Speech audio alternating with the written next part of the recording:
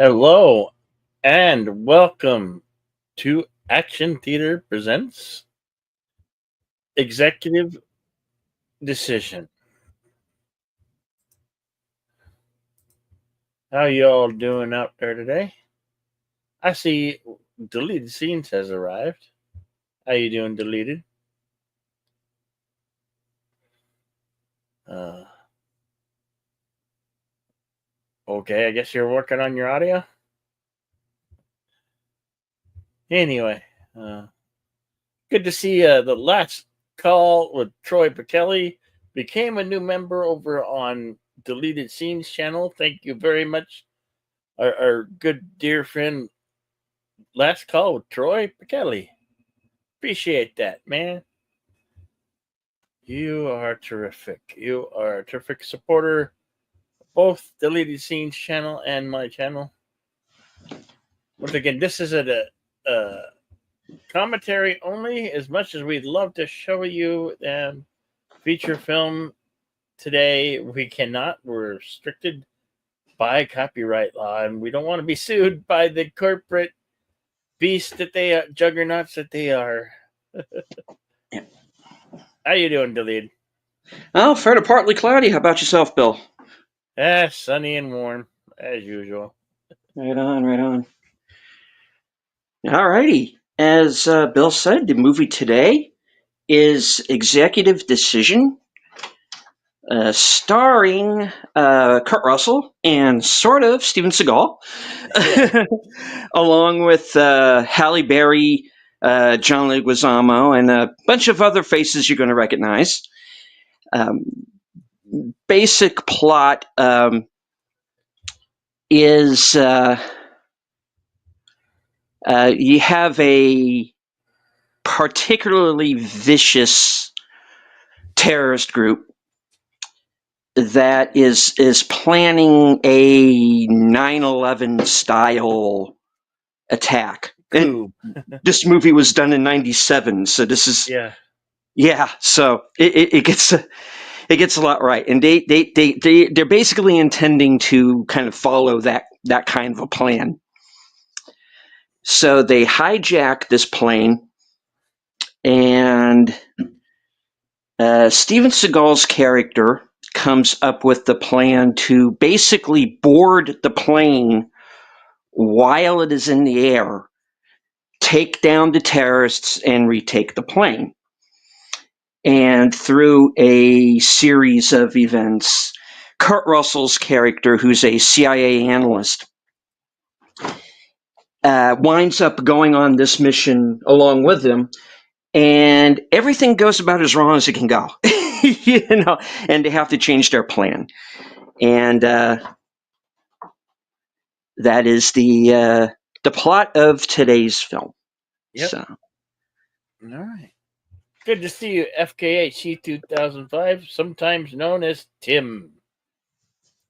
Glad to have you with us, buddy. We're going to click over to the screening room. Should be posted at the top. Mm-hmm. I am not currently on YouTube at the moment, folks. I am using StreamYard through my phone. But Bill has posted the link in the chat. Simply follow that. And once I get over there, I'll be able to pin it to the top. But the link that is in the chat is the link that you can use to get on the Cosme and follow along with us that way. You can, of course, also use your own personal physical copy. And I believe this movie is on Peacock as well, so you can find it on streaming at present. It's probably on Tubi as well. Oh, I'm sure it is. Everything seems to be over. Everything's on Tubi. Yes. All right. Here we go, ladies and gentlemen, boys and girls of all ages. All right.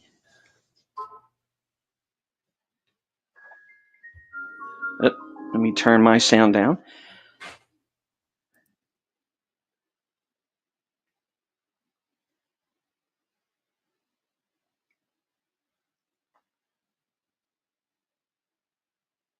We get the Time Warner logo, Warner Brothers.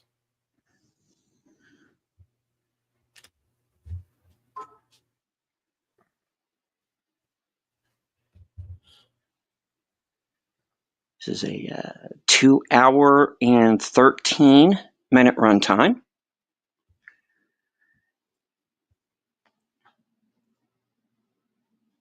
And of course, if you stick around with us through the end of the film, you will be treated to a trivia section all about this film. And there's quite a bit to talk about. It was not an easy film to make. It is a movie where the script changed part of the way through for a number of reasons, and we'll be discussing those as we go on, I'm sure. And if you notice the cast list here, you're pretty much going to recognize everybody. And of course, there's a particular almost first lady in this film if she had stuck around another dozen or so years, but she did not. So, all right.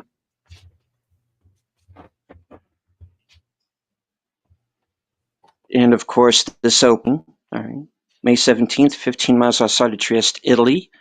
0500 Zulu, U.S. Army Special Forces Counterterrorist Strike Team, Team Leader Lieutenant Colonel Austin Travis. Target, suspected Chechnya Mafia safe house. Objective, recovery of stolen Soviet nerve toxin DZ-5.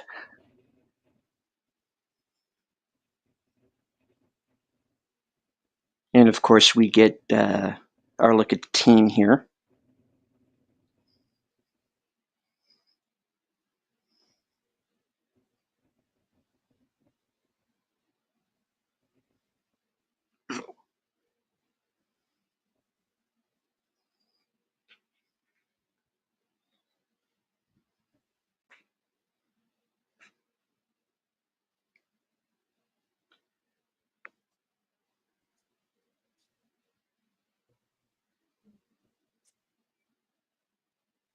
Now, personally, I would not have put credits over this sequence. Because I don't like the idea of doing that when you're in the middle of an action scene. I think it's distracting.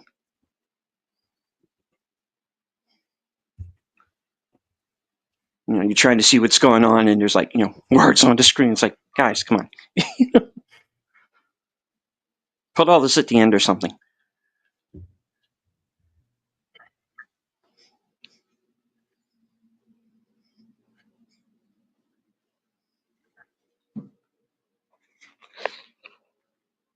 Oh, that looks like I heard.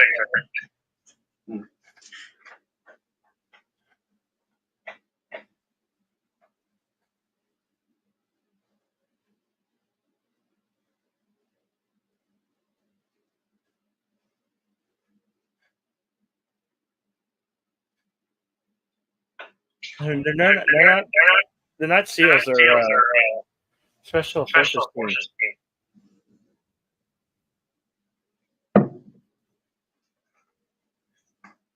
Yeah, there's special forces. I don't think it's ever specified which branch. No, they're not SEALs, though.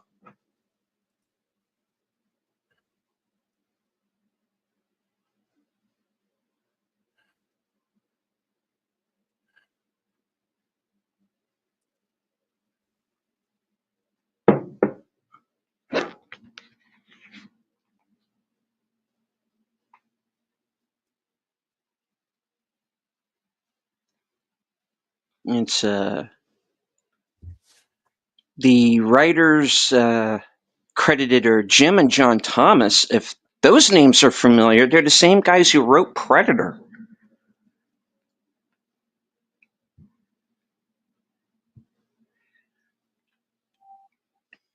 DZ-5 uncovered. That is a gas. Yeah. Lethal. And, turns out that, and it's bad intel. The gas is not there. and they lost a guy on top of it. And we get to 3 months later with Kurt Russell's character, who's Dr. David Grant. And he's kind of a Jack Ryan kind of character. This guy's yeah. He's having a flight lesson. Mm-hmm.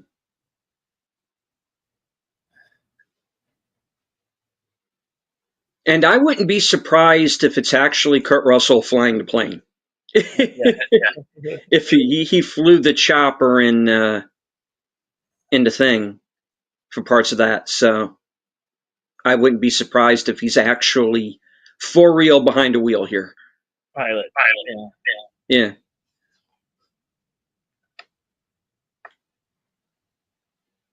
Frederick Field, Maryland. Mm-hmm. Small private airport. Or smaller planes. Much smaller planes. Because the airport itself comes into play towards the end of the movie. Yes, it does.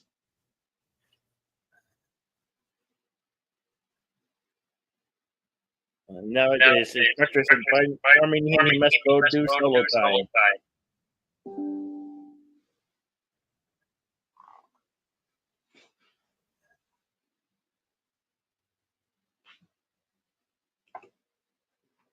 In the small Cessna,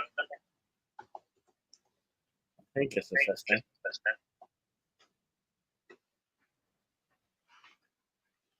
And he's interrupted. Mm-hmm. Looks like your flight time gets solo time gets canceled for today.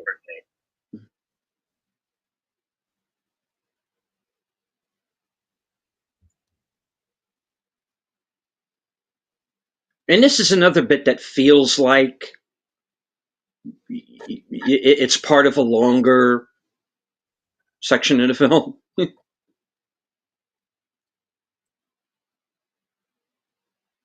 And for a movie that is directed by a film editor, there is some weird bits of editing in this movie.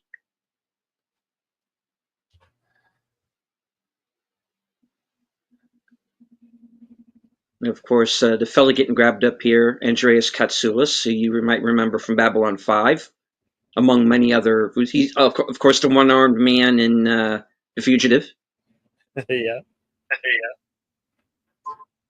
And David Suchet, who's playing the main villain of the movie, who, of course, was Hercule Poirot for many years on the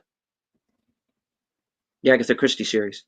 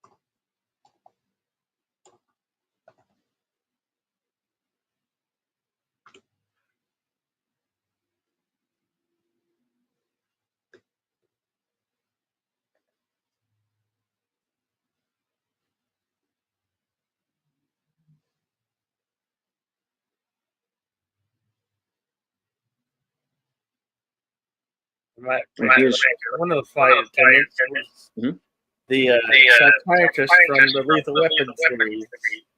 Yep. Martin Riggs gave her hell.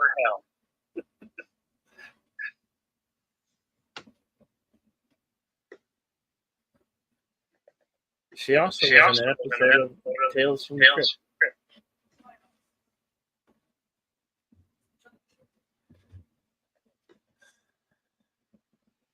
And the lovely Halle Berry.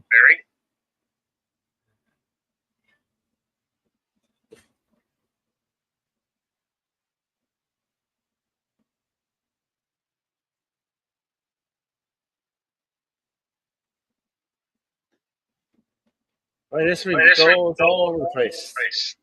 Athens, Greece, London, England. Mm-hmm. Oh, this is.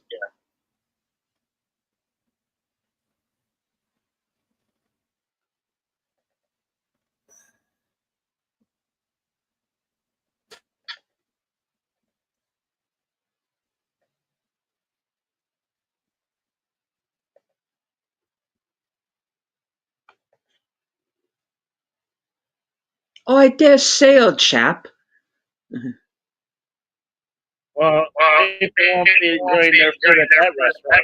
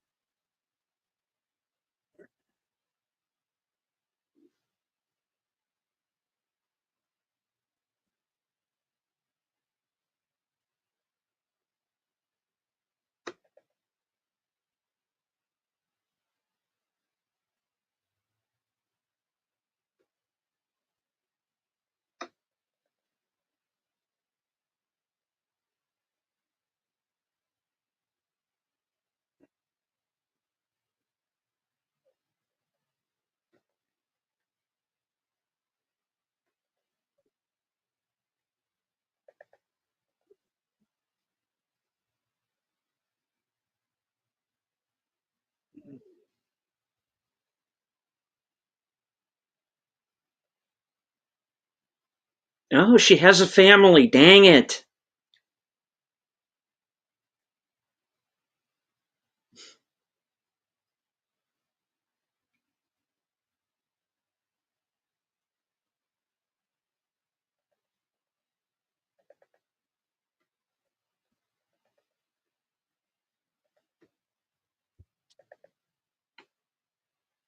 I might be wrong. And if I am, please stop me, but I'm pretty sure he's not supposed to have that. Yeah. Or that. I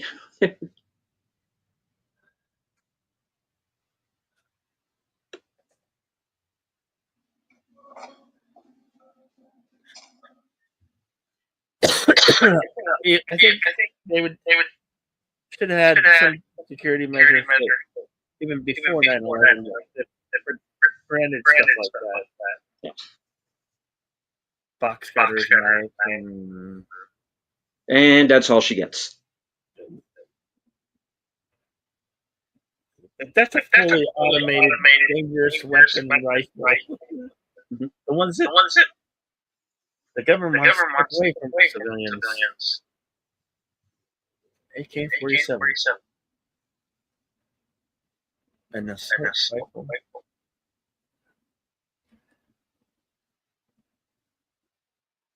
Oh, careful! He's a pilot.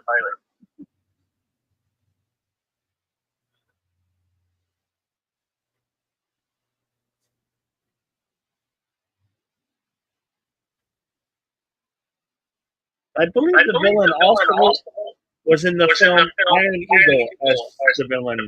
Yes, he was. The very first one.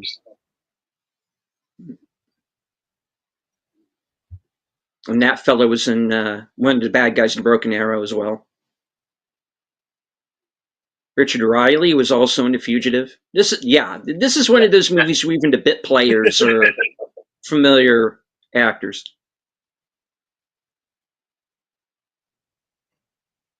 He's the air marshal, basically. This guy's kind of the John McClane of the movie, really, because he's just, I'm on vacation. He's that guy, and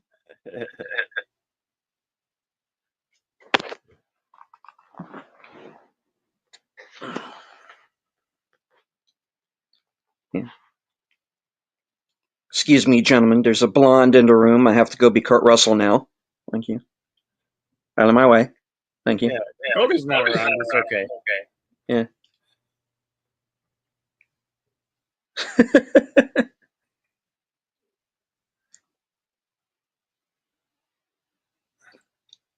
Oh yeah, another blonde.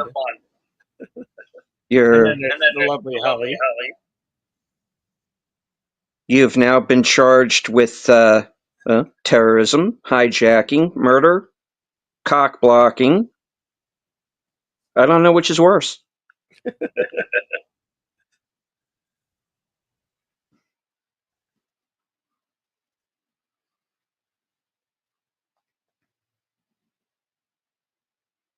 He's lying through his teeth. Literally. This is Literally. And she gets rid of the passenger manifest here because she knows there's a cop on the plane. So.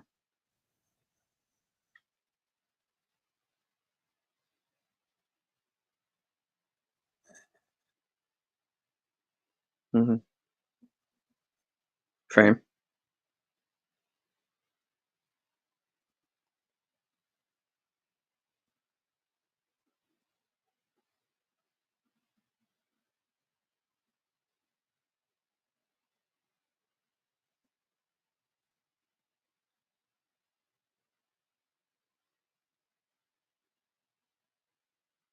Hmm.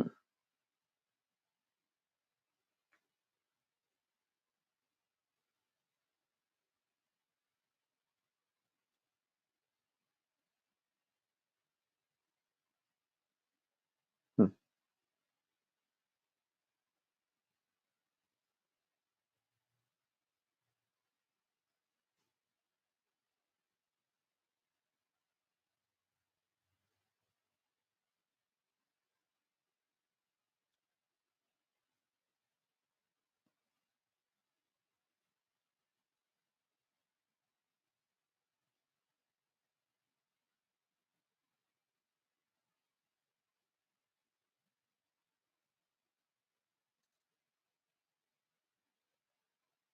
How could some of the guys get a hair?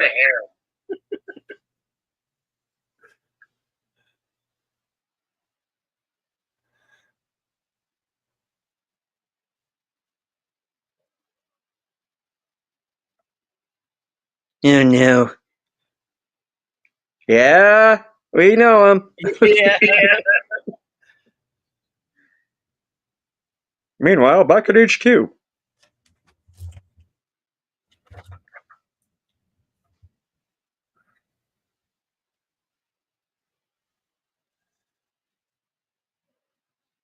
A lighter, thinner Steven Seagal.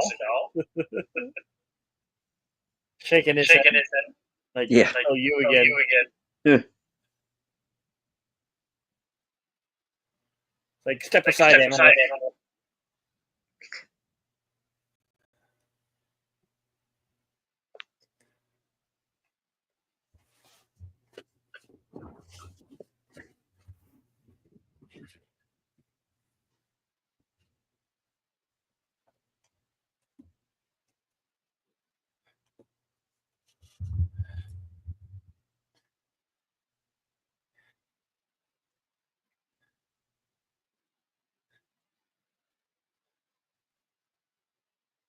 One of these things is not like the other. Another guy from Sorry. The Thing. Yeah.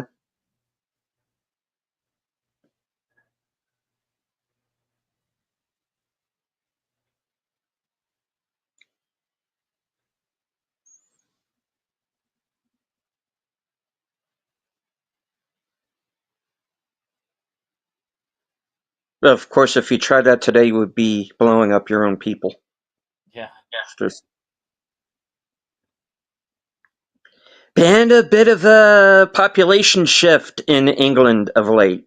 Yeah, there's a lot of Palestinians and of those folks that moved into the ether of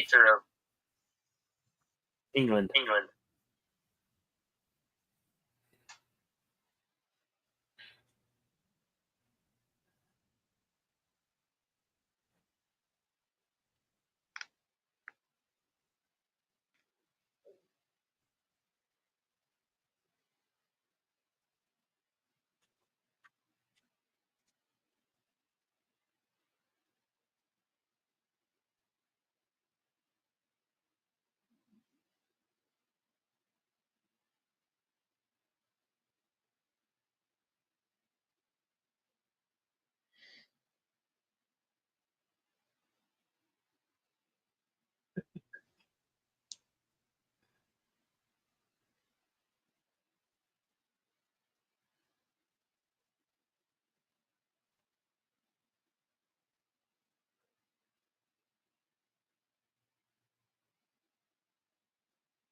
Indeed, you are. FKHC 2005, sometime November 10.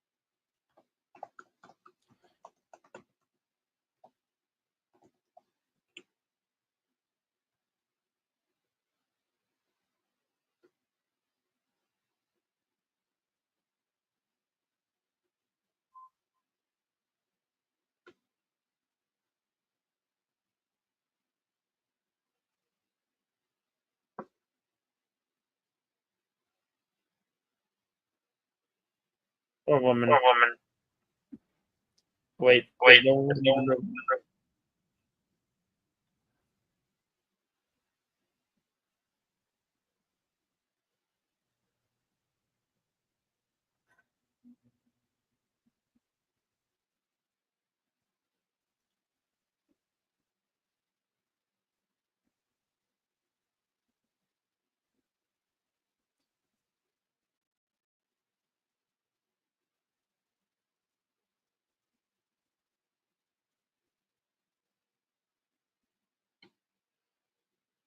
Oh, crap.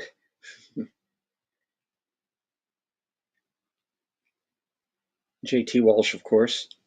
A Few Good Men, Sling Blade, many other movies.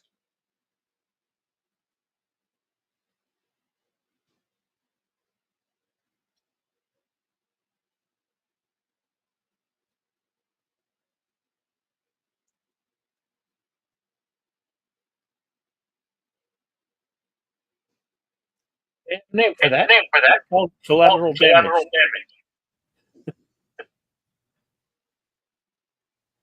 Kill the plane. All the souls are collateral damage.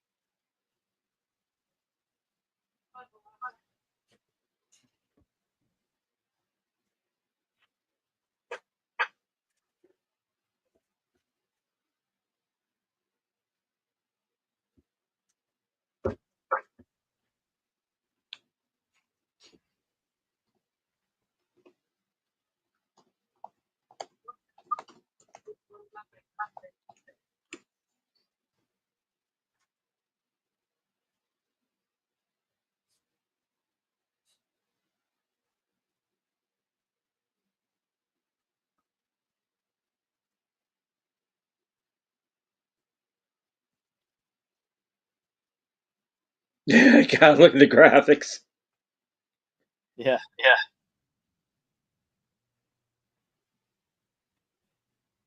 Well, computers have come a long ways.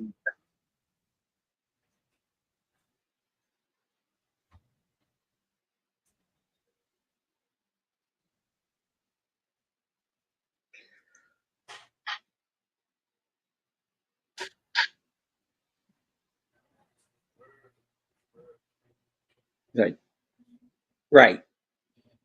Wait, what?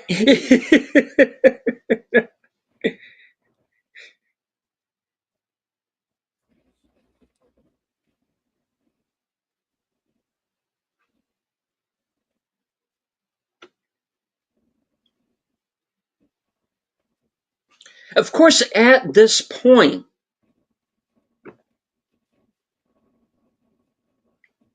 Kurt Russell and Oliver Platt don't even need to get out of the Remora. The plane's going to take them up. That's as far as they're going.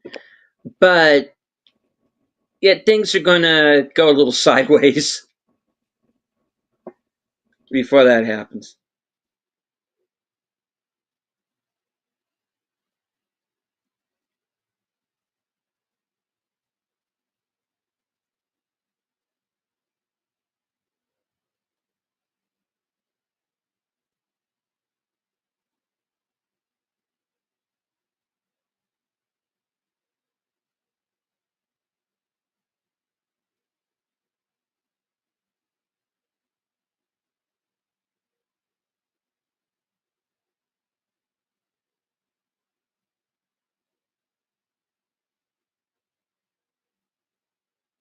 And yes, you have the guy who cloned all the dinosaurs.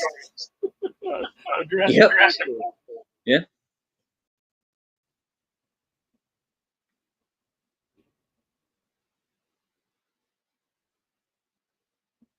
Oh, and yes, John Lynch. Let me keep your mouth shut, John. But that's no here nor there. And honestly, when it comes to this movie, he was not the difficult one, and we're going to be getting to that when we a little later on in the film.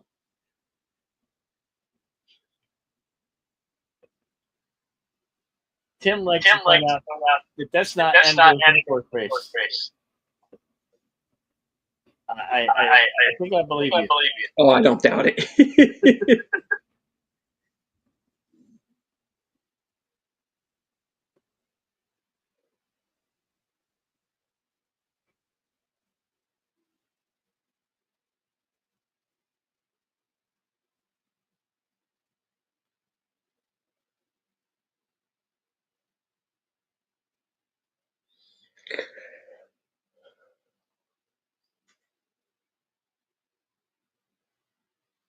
At the time that this film was filmed, to see these planes was very elusive. Mm-hmm. I mean, we didn't even see them fly in the sky. We knew of them, but we didn't even see them or hear them. It was still very top secret aircraft.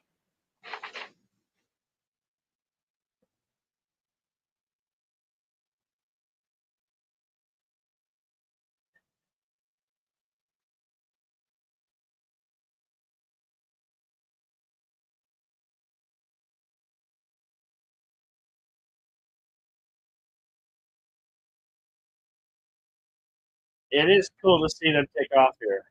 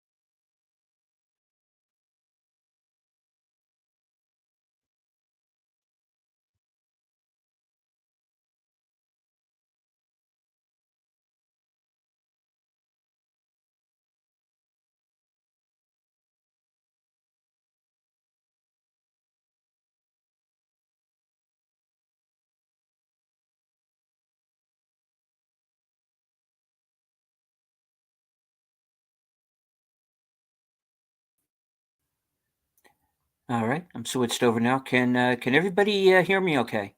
Yes. Okay. Cool. And here we get our big scene between Kurt and Seagal.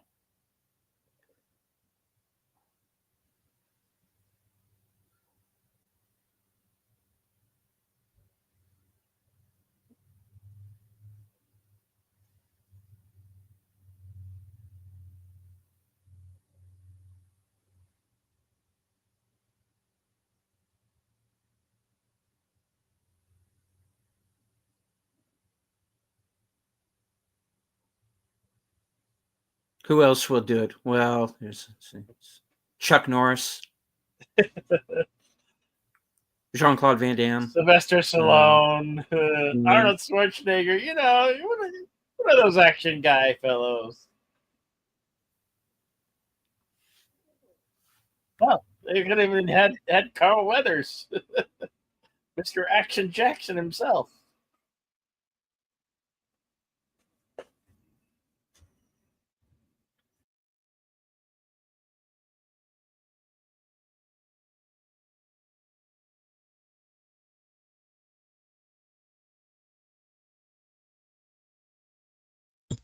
Well, I guess that was needed. I didn't know that I was needed. I was talking the whole time. No, I heard you. You're good. Or perhaps they had a Action Jackson. Carl Weathers. He was an acting guy.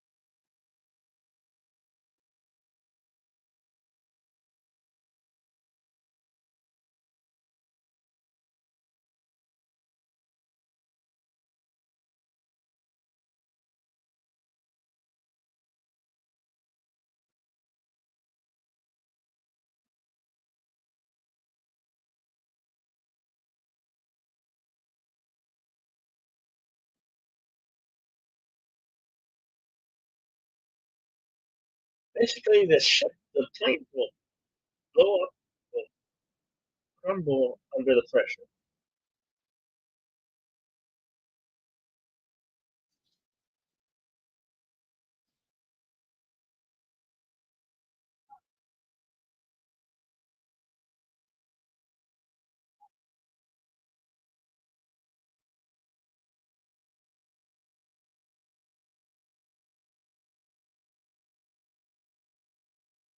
May seem unnecessary, but in the long run, it proves to be detrimental to the storyline.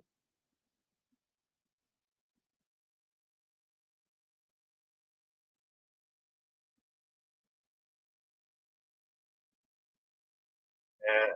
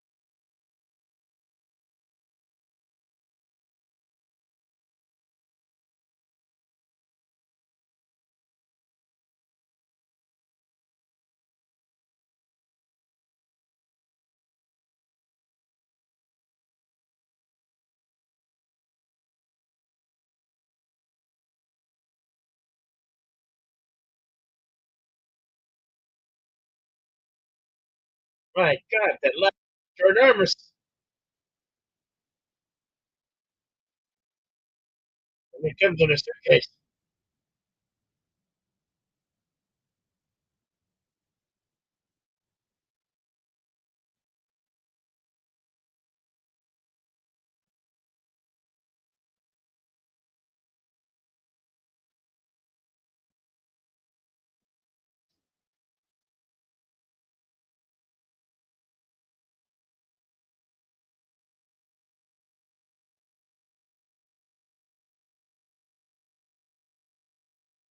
This is what they call Hail Mary attempt to retake the aircraft.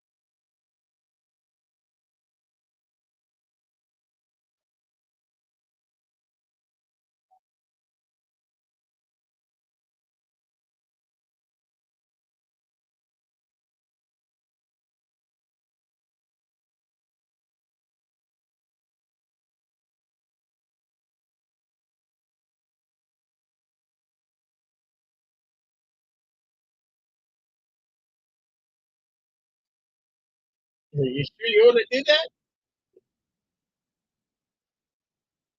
Get on. You can't get on.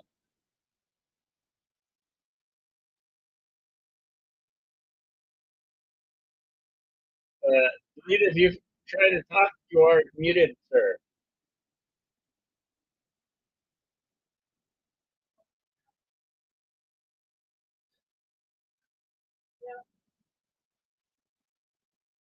Oh, we lost deleted.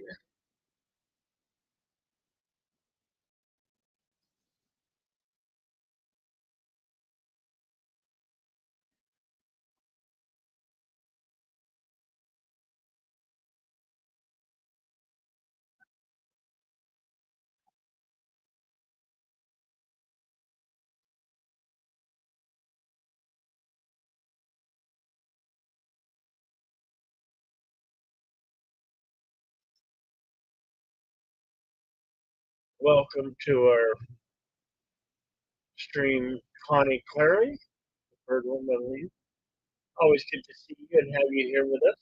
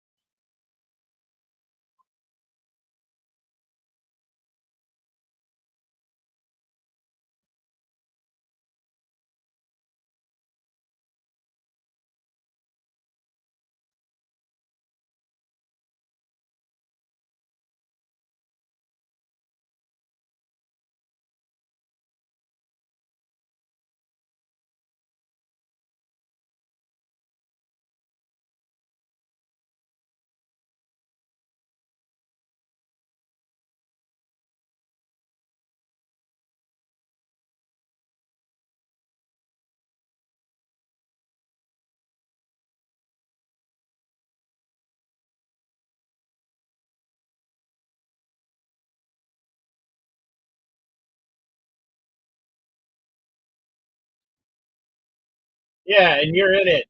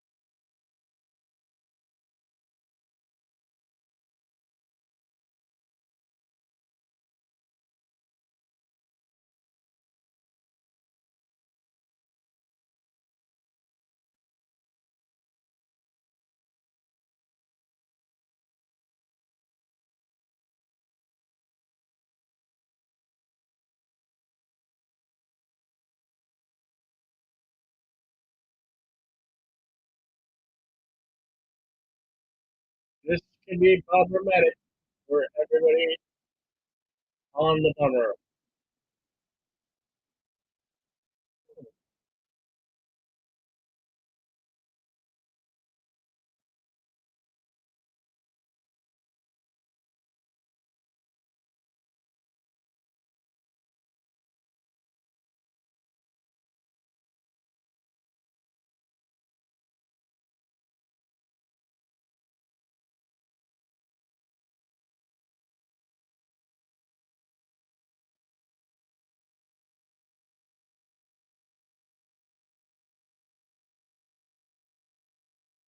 That's an interesting fact.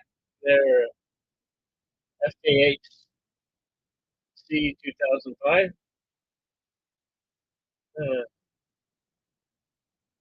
Wonder.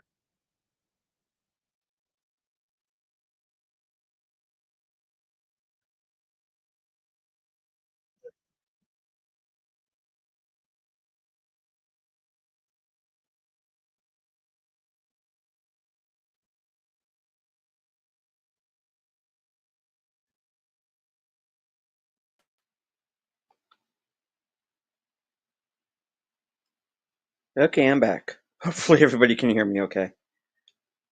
Yeah, we can hear you. Okay.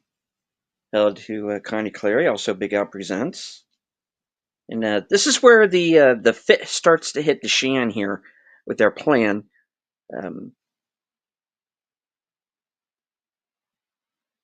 Cappy's been injured. The Grant and Cahill are now both on the plane when they're not originally supposed to have been.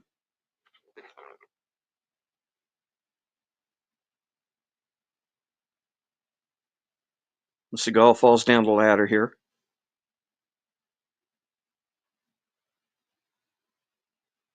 And he's out of time.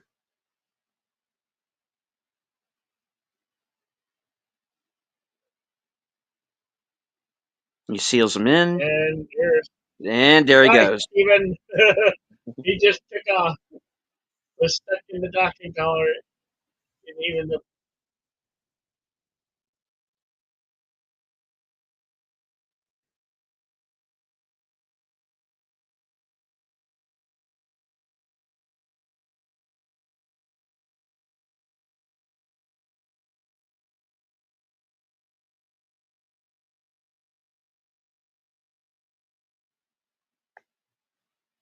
So the Remora is down. And they've not only lost Seagal, they've also lost their pilot and also their medic.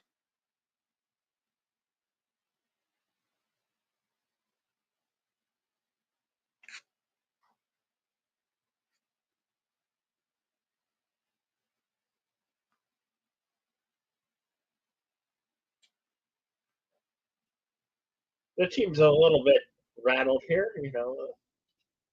We lost our commander. So now what? We proceed.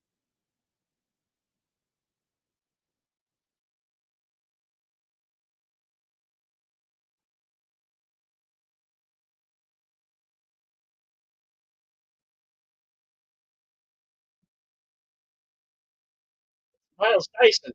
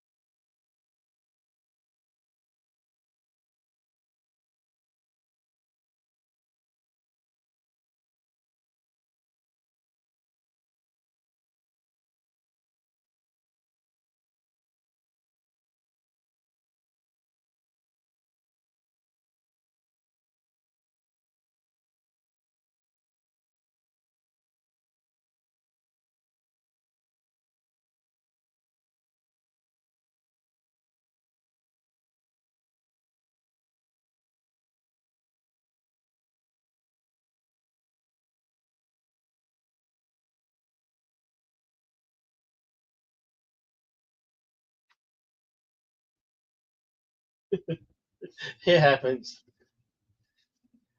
It happens 100 million trillion out of a time.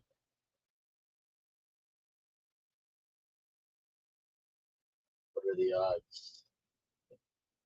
Never tell me the odds.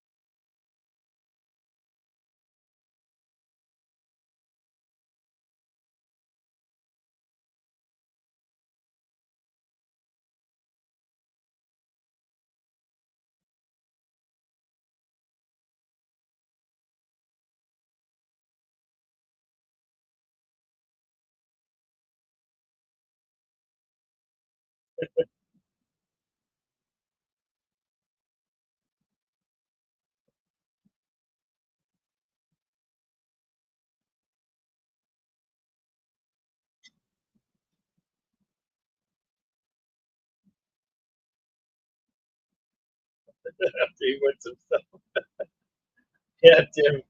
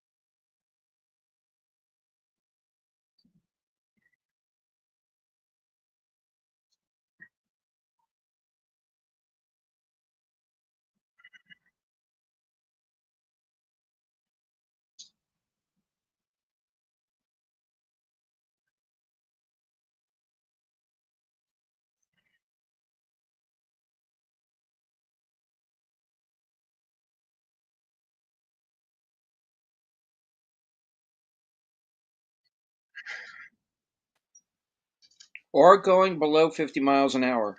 Oh, wait. This is not that kind of movie, brah.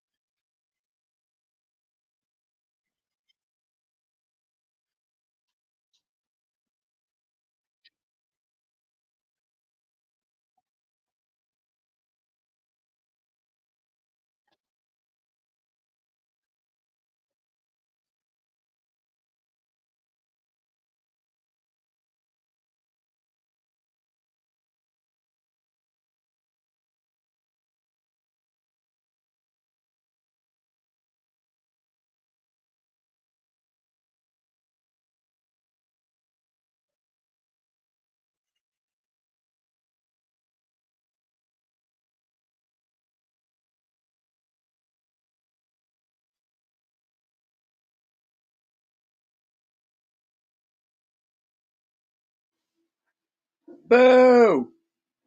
Boo!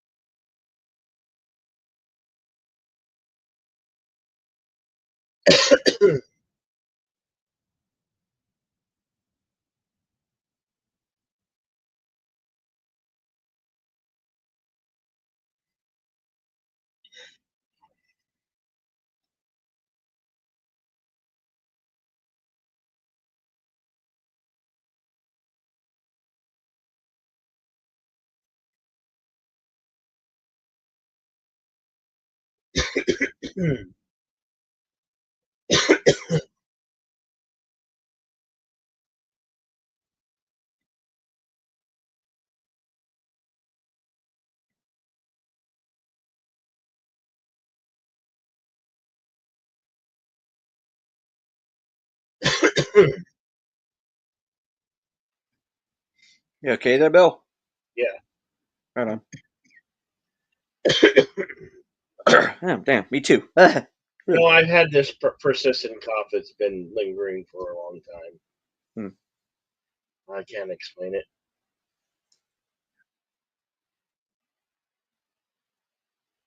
That was the coughing montage.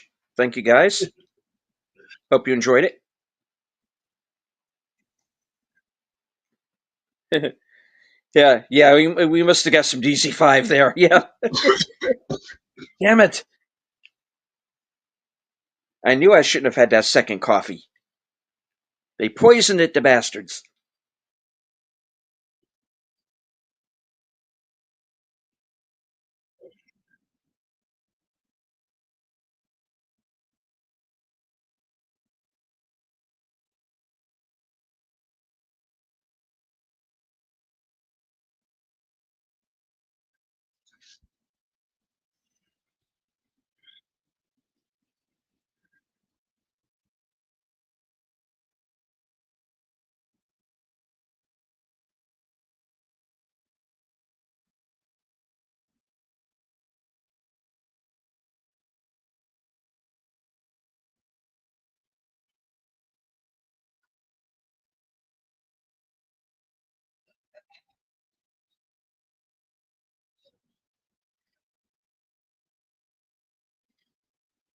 is referring to the rifle, the assault rifle that the terrorists have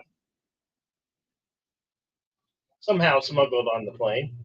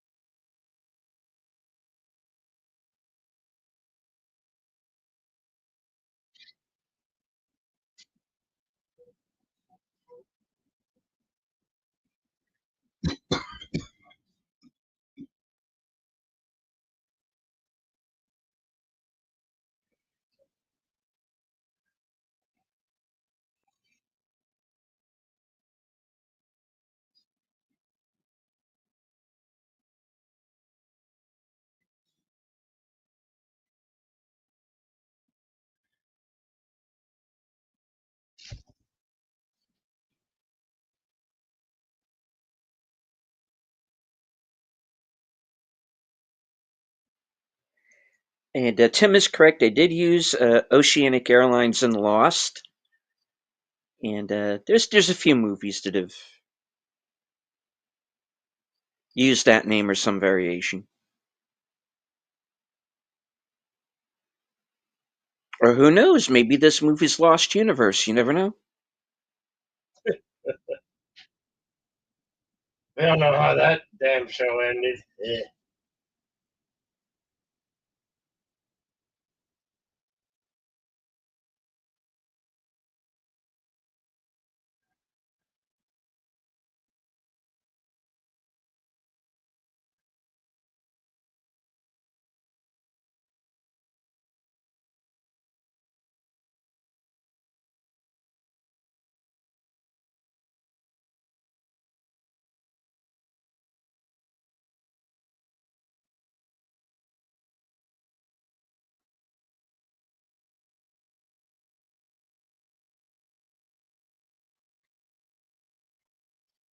Yeah, it's kind of like you're walking in your own attic. It's,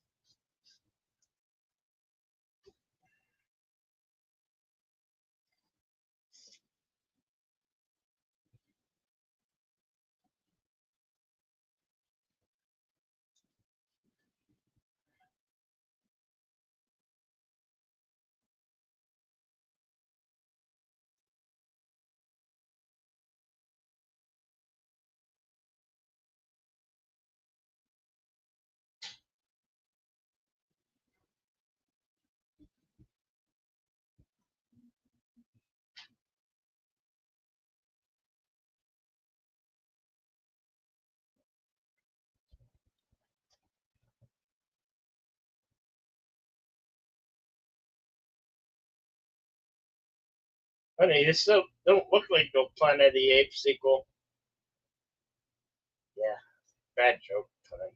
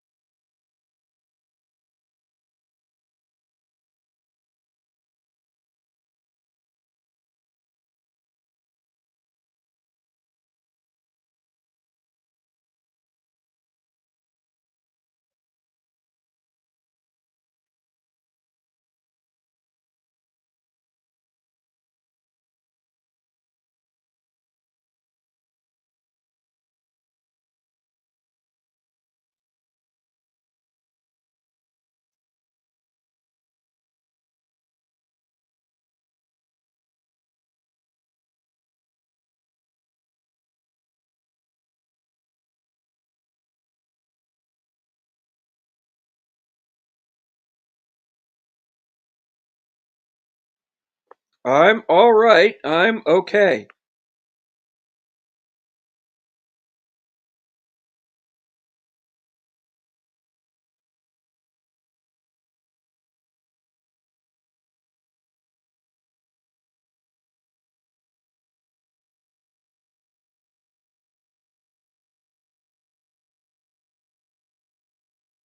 You gotta put your shoe back on.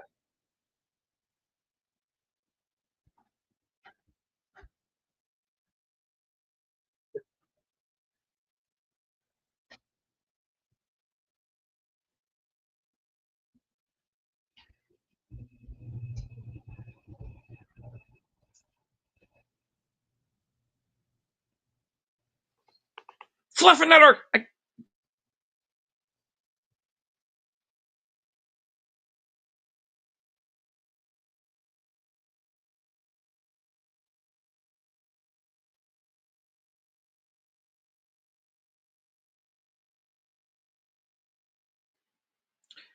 Uh, you know, jacket, passport, Quran, plan to attack a country. You know, just the stuff you normally have with you.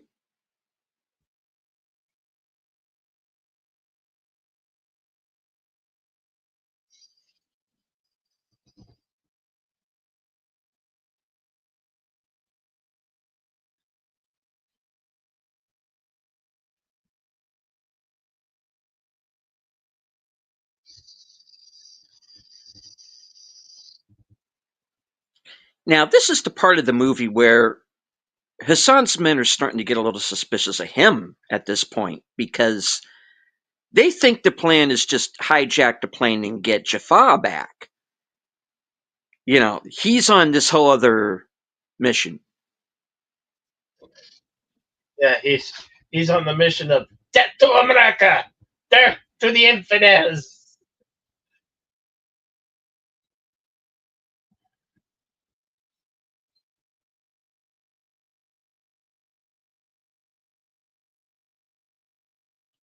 Well, what brought you to that conclusion? I wonder.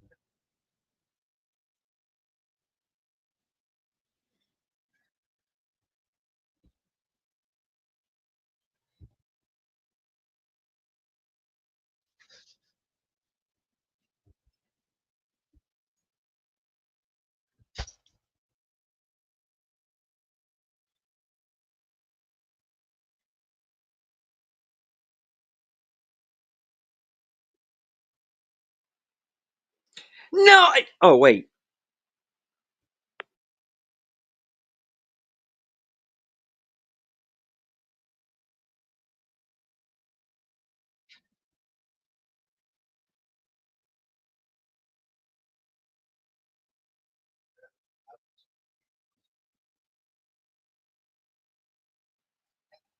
Yes, you have a device that goes ping.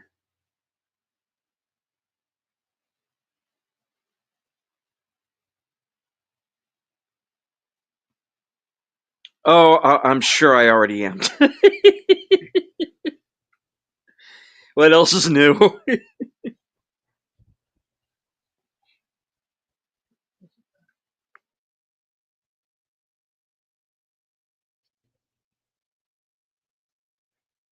Uh, but America doesn't negotiate with terrorists. Even back then, we have a zero policy for negotiating with terrorists. We don't. We don't do it. We're America. Our resolve is we squash you.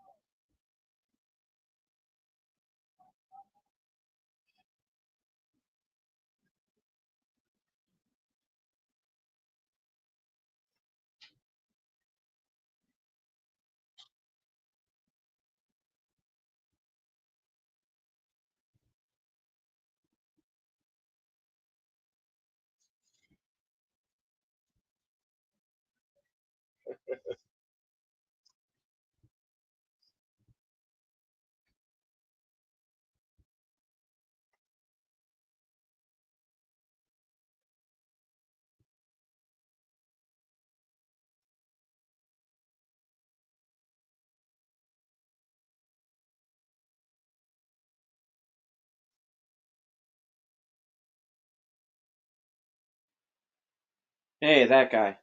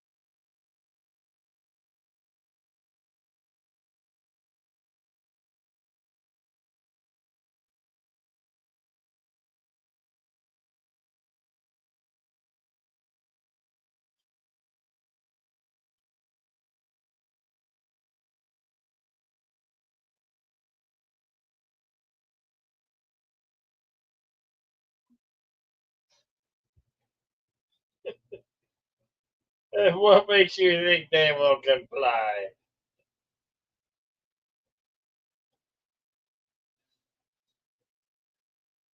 That seems like something that the Harris administration would have done.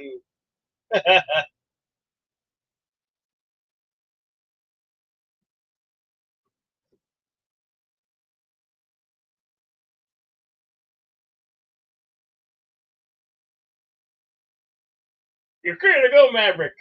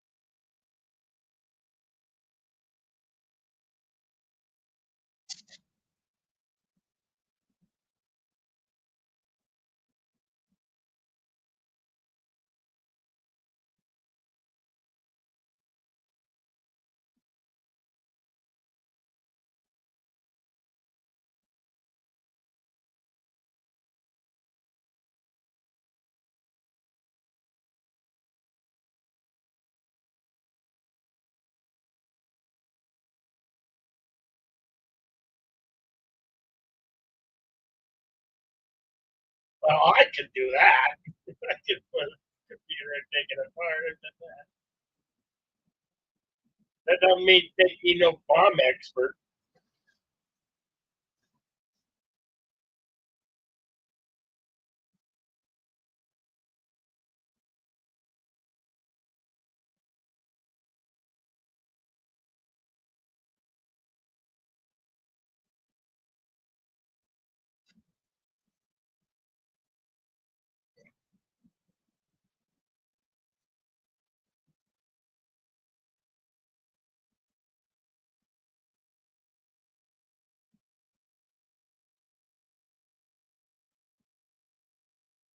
Okay, analyst, become a soldier.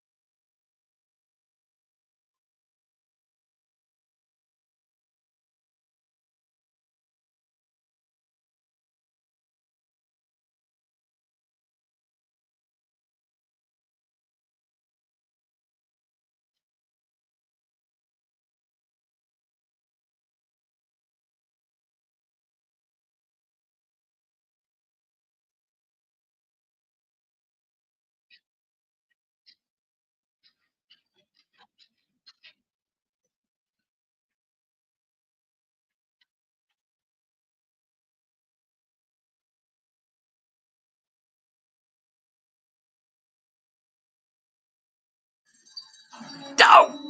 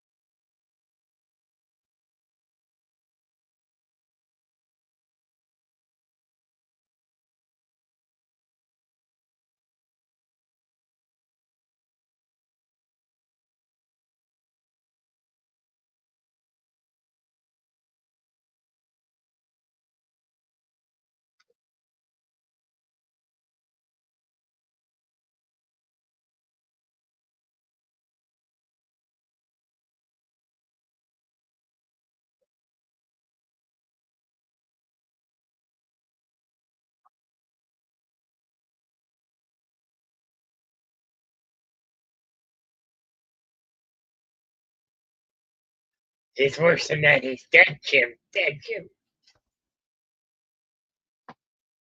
No, he isn't. A tappy never dies.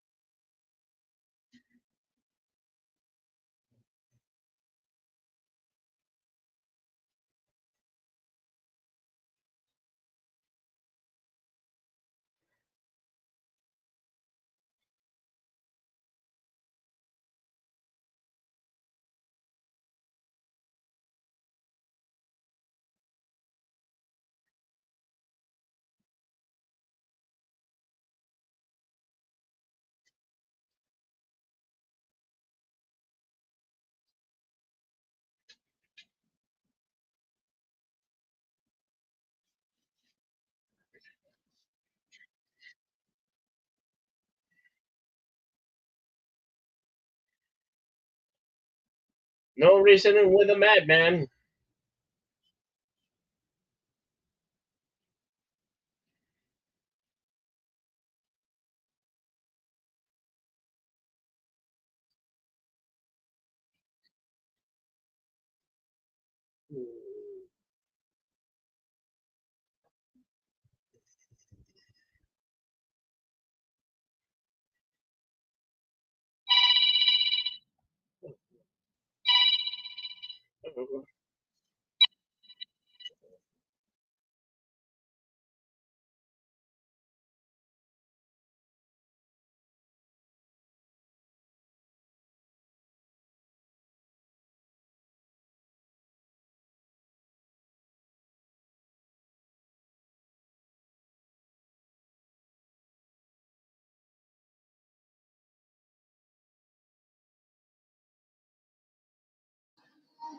Roll credits.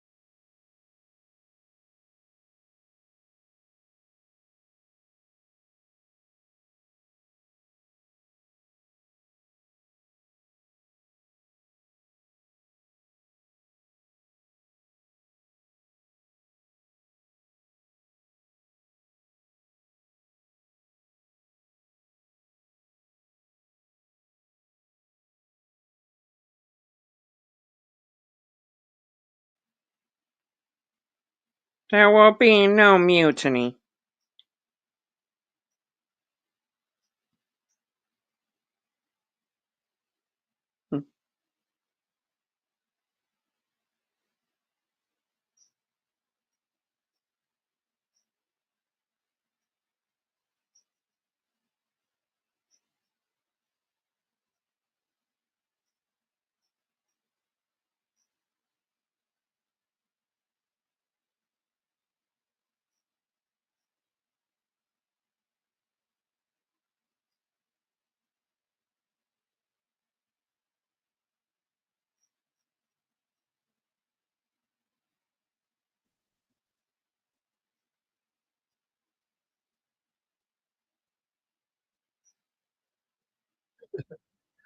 What do you mean? What do you mean we got demonetized? What you talking about? What you talking about?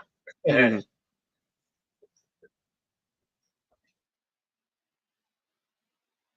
Sorry about. I had a call come in. It's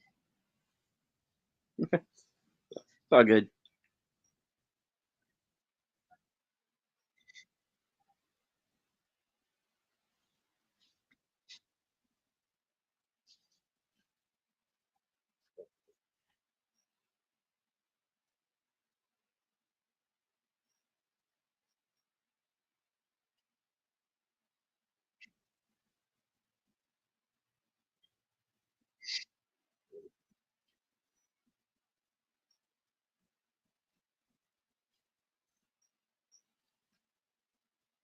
That does look like a standard hard drive fits in tower computers.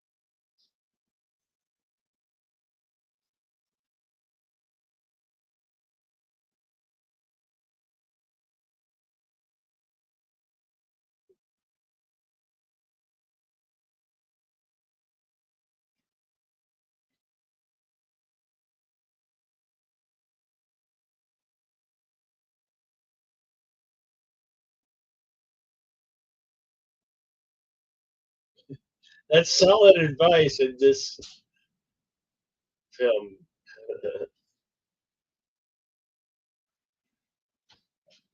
Use your magic wand.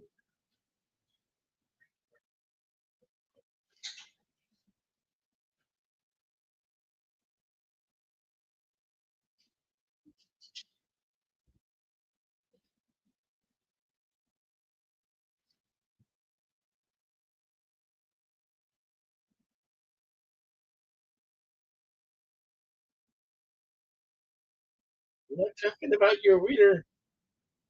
Looks like a giant hot dog.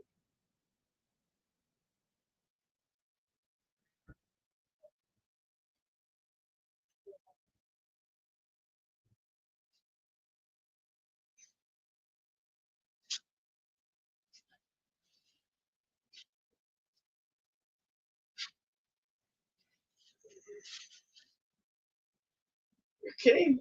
I'm Snake Plissken, bitch. Women bow before my feet.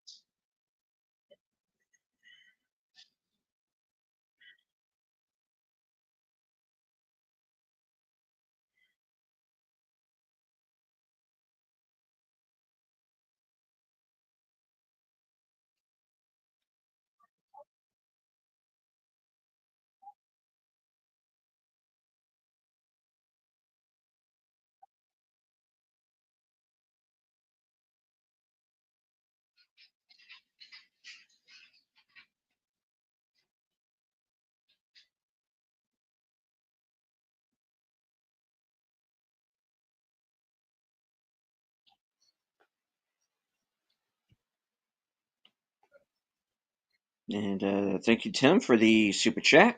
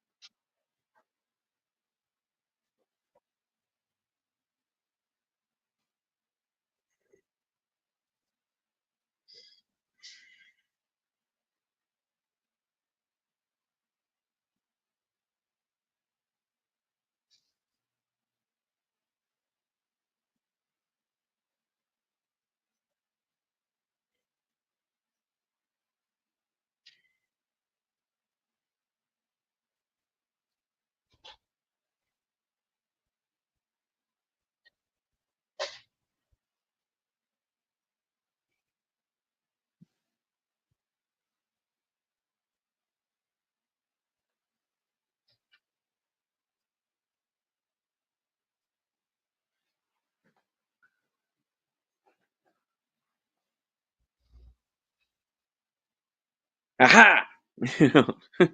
No. Shelley Winters, get her! No. No? Okay.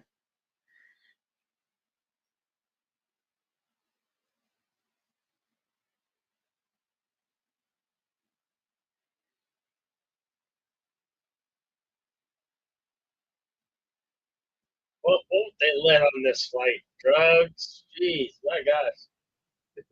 No wonder why Oceanic went out of business. Drugs, weapons. I'm not even kidding. I'm not even kidding.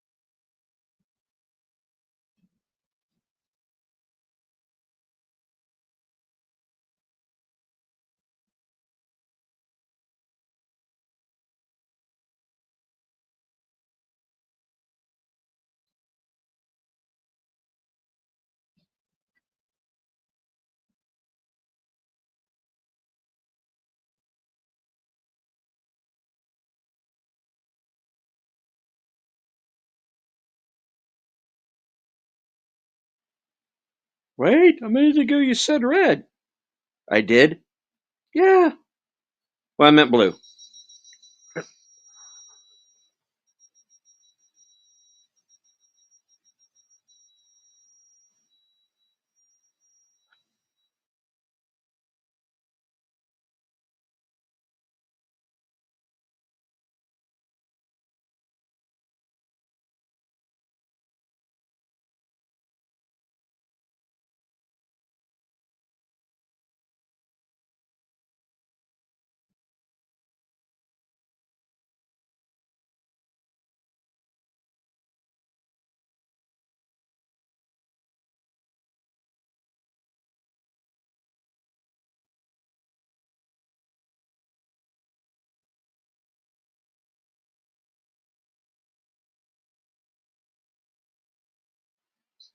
We have to go back.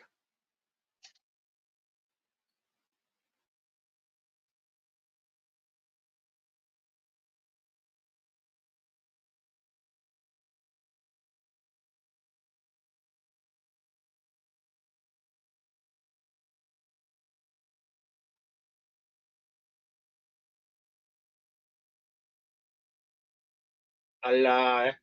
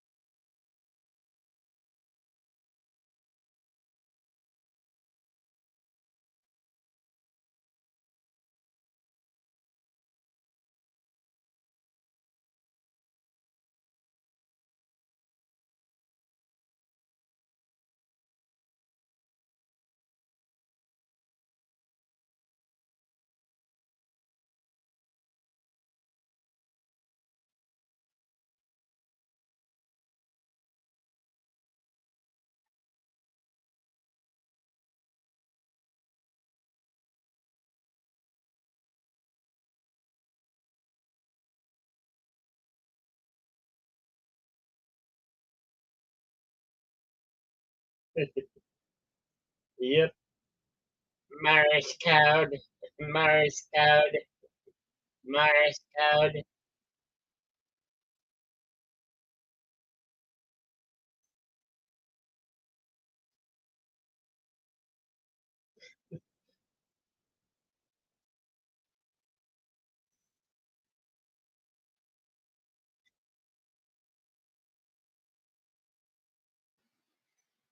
And I appreciate the special bulletin reference, Tim.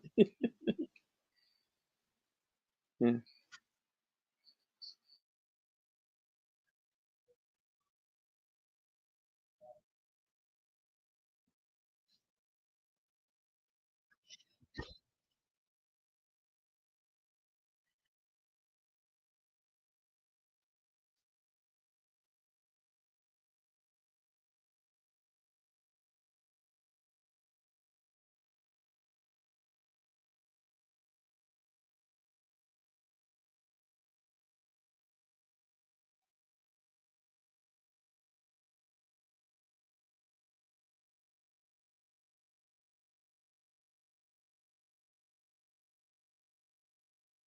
And he did tell you to use your magic wand.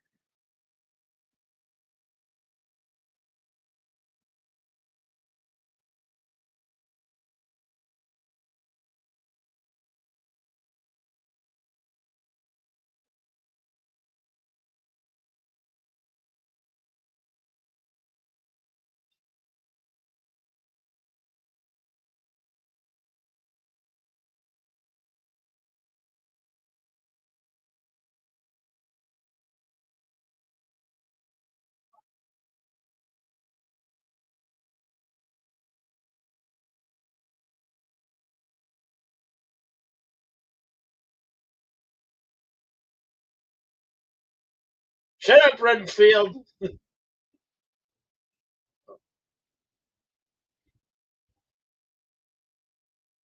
Wrong secretary. Sorry.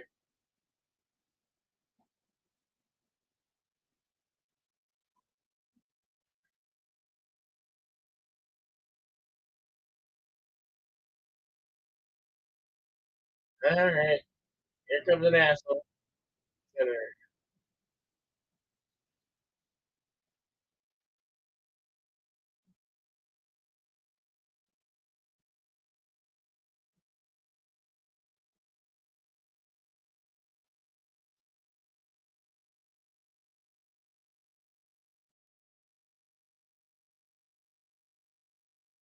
America don't play that way. That was a senator going bye bye.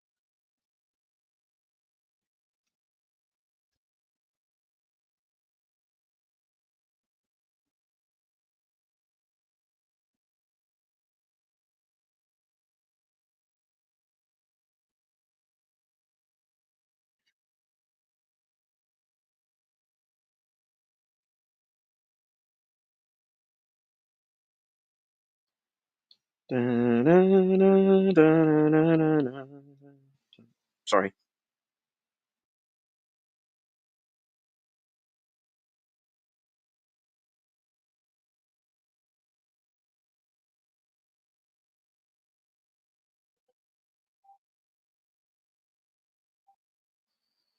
Well, he was in Top Gun, so.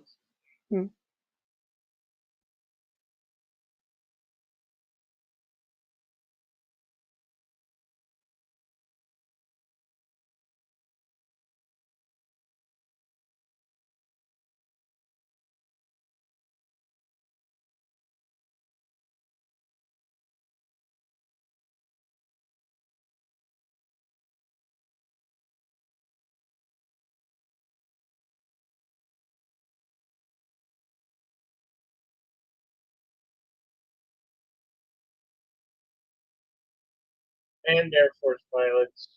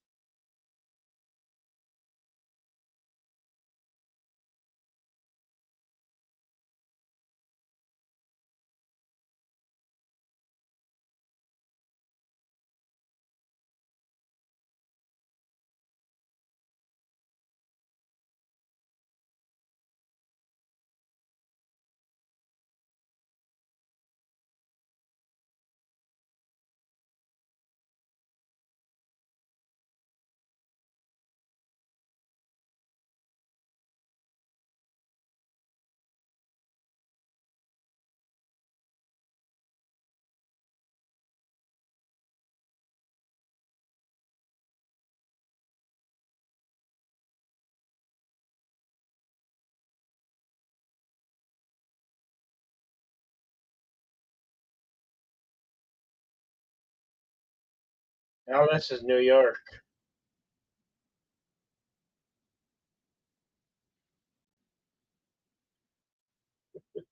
An Army guy making fun of a Navy guy. How pathetic. How common.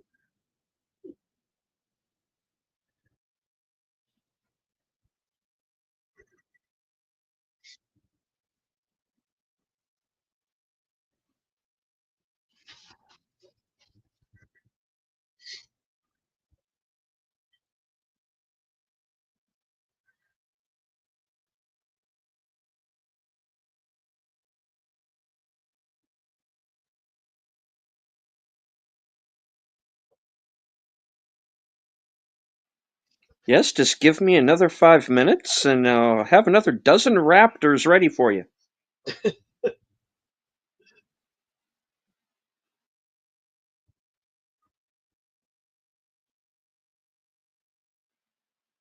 This end a band played on sequel is weird.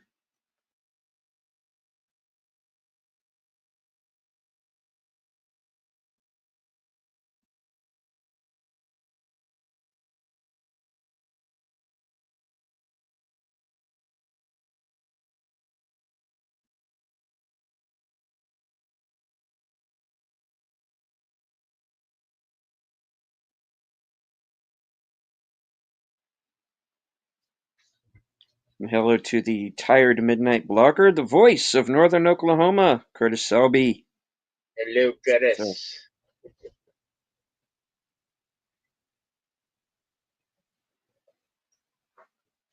good to have you with us, sir.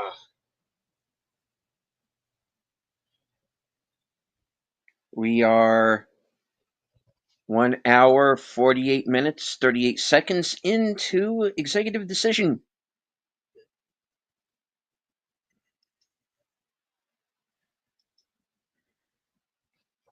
Getting towards our third act here.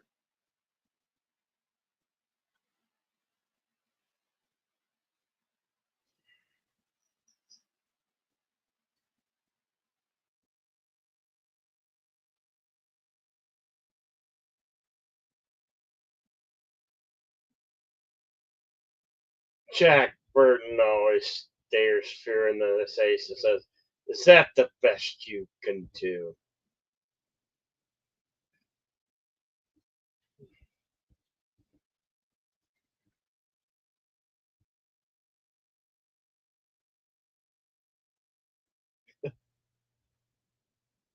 Yeah, yeah. We often do forget that Halle Berry once played the Catwoman.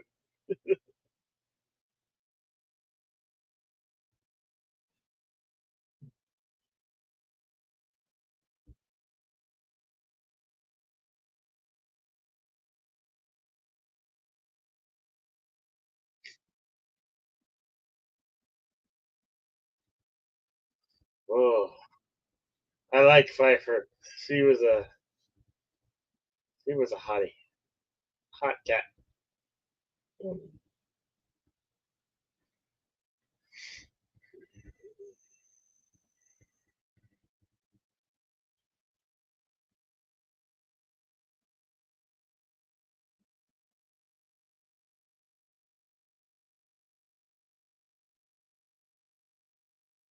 No, Marshall. Please take your seat.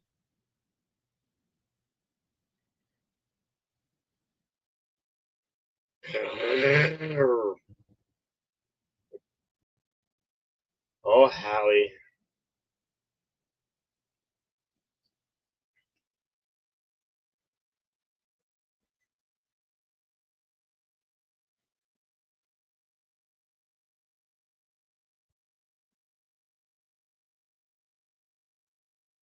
No, he's going for my jeweler.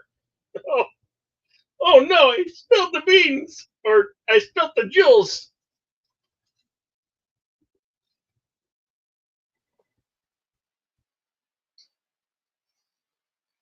They're just diamonds. Looking at her. Damn it. Stop harassing my jeweler.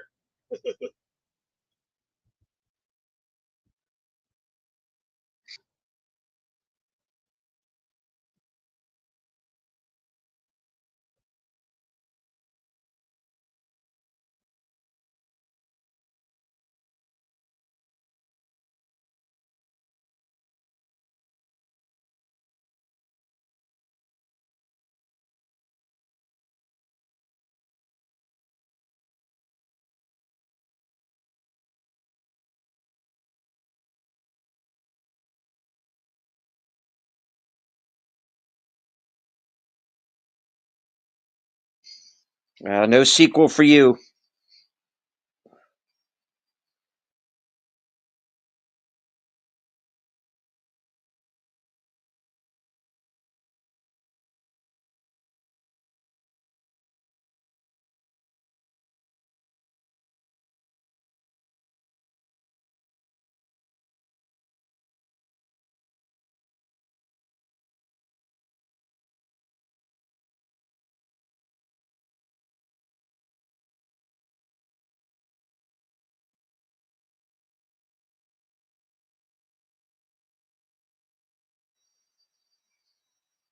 Miss.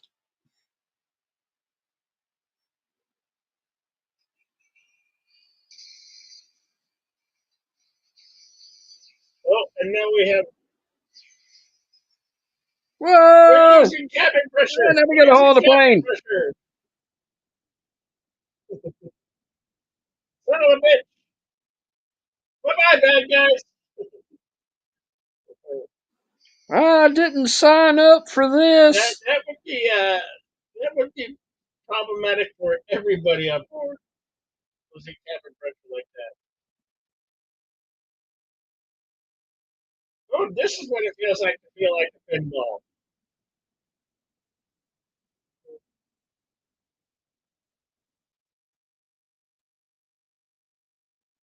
Or I like when the pinball is a pinball. Mm.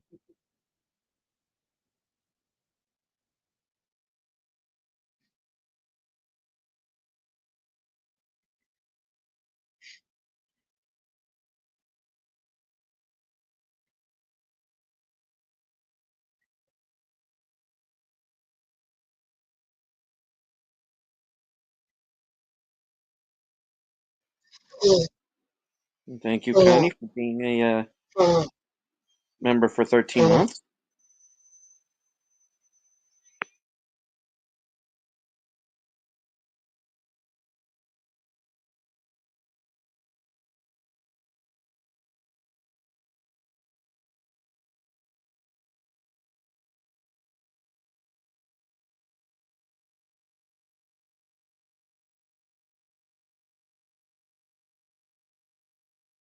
The straw is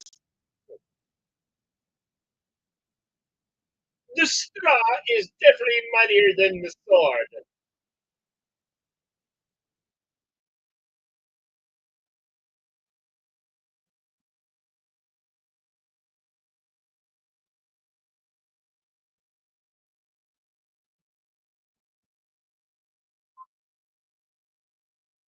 Thank you, Honey Berry, for being a member for 13 months. You're most welcome, Honey. It's our pleasure to bring these fine films to you.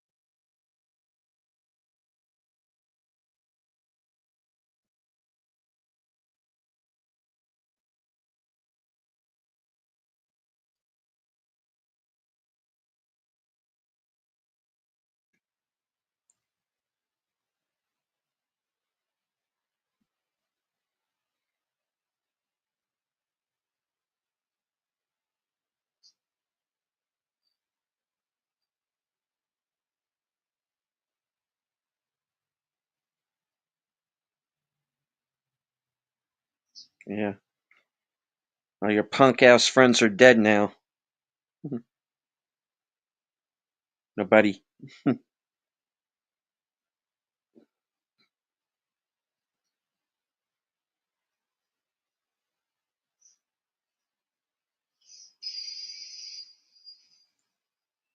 Whoops!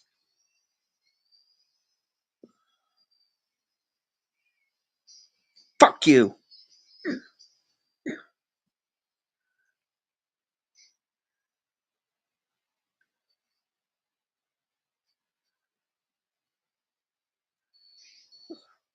Yeah, I know, not too clever, but hey.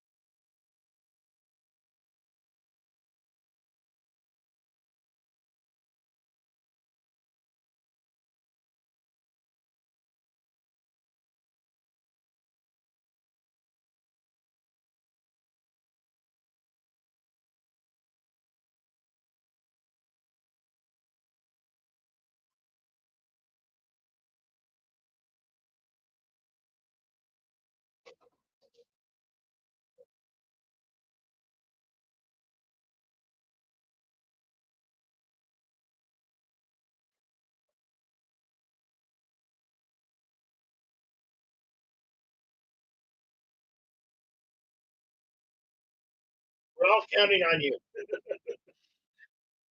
Good luck. Ryder, we're all counting on you. You have to play. Good luck. It's a bad day to stop sniffing glue.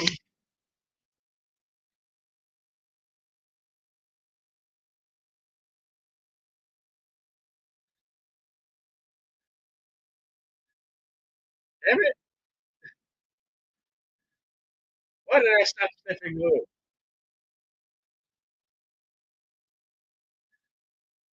There's a towel sale at Penny's.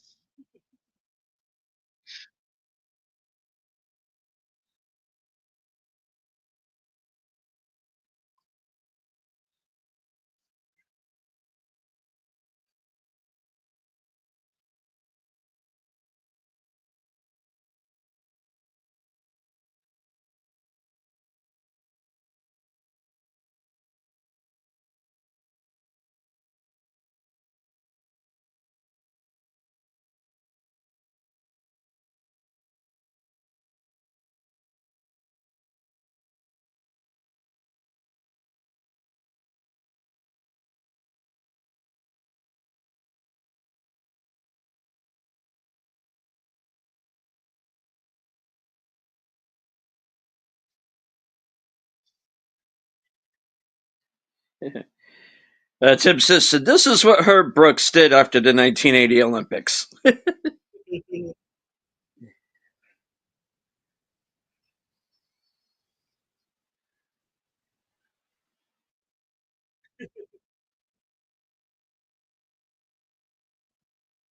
You're gonna miss. You're too low.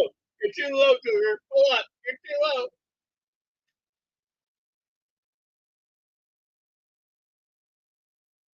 You overshot the runway. You overshot the runway. Turn around and try again.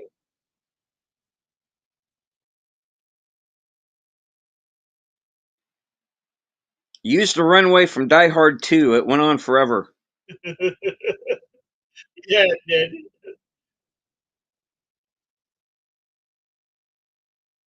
Wait a minute. Think.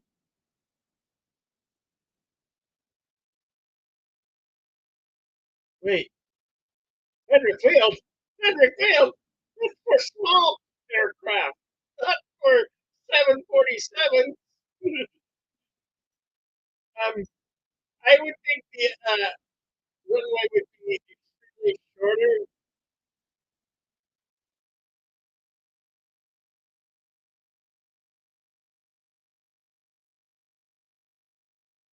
Oh, yes, you need the landing gear. That's a must.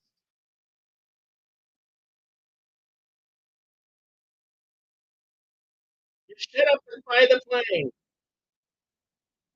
That's what your instructor always told you.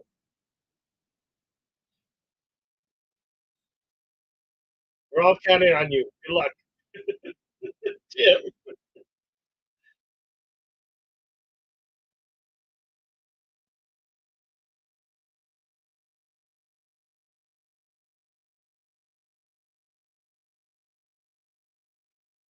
We're all counting on you. Good luck.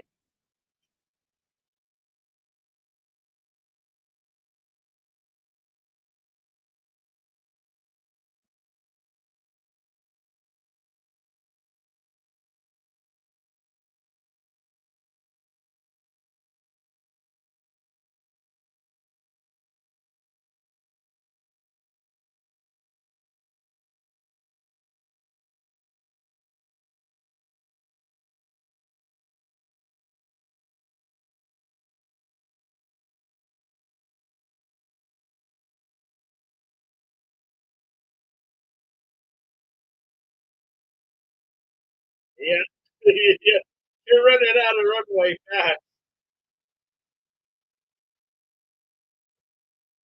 The only way to crash land an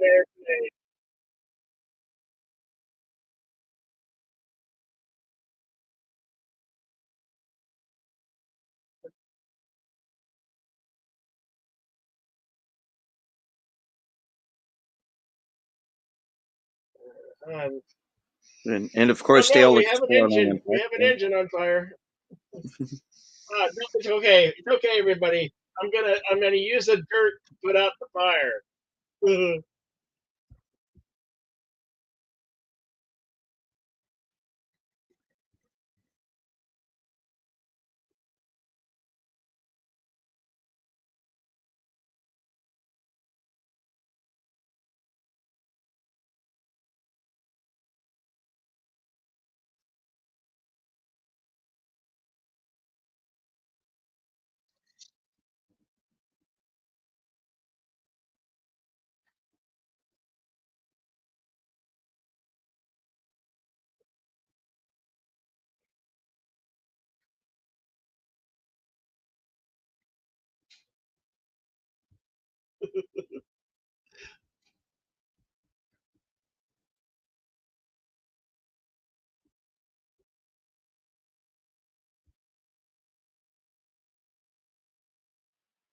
I just wanted to say good luck.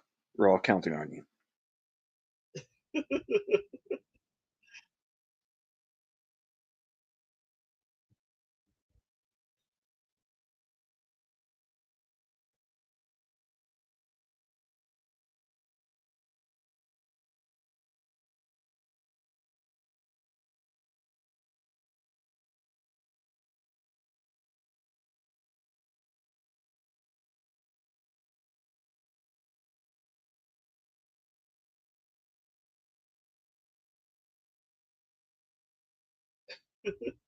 I need a shot of whiskey.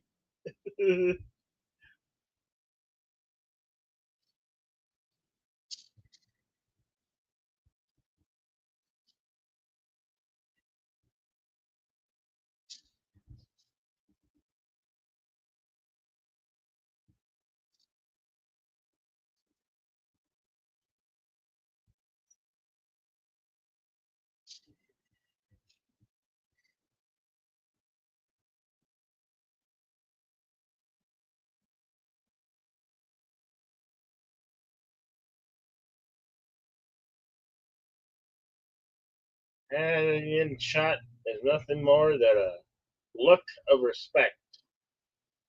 And well done, soldier. Well done.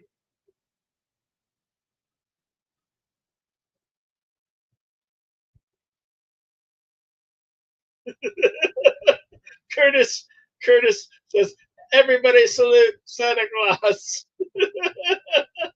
That's a good one, Curtis.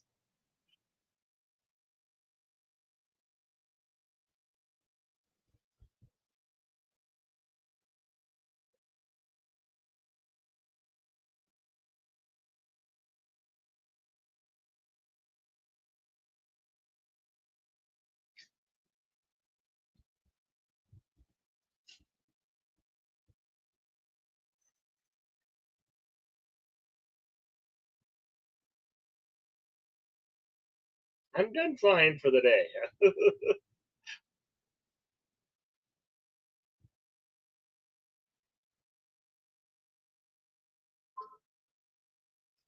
Curtis, don't forget he's also Snake Plissken and Jack Jack Burton in A Grave Affair says, well, we had a little pilot problem. No problemo. Jack Burton never looks fear in the eye and says, I'm giving up. Jack Burton will land this plane.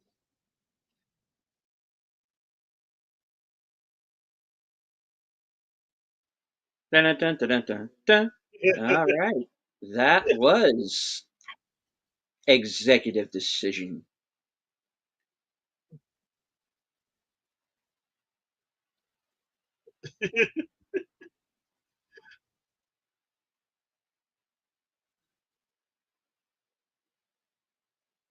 Shall I consult the scrolls? You may the scrolls. All right. Executive Decision was released March 15th, 1996 at an estimated budget of $55 million, going on to gross nearly $122 million worldwide.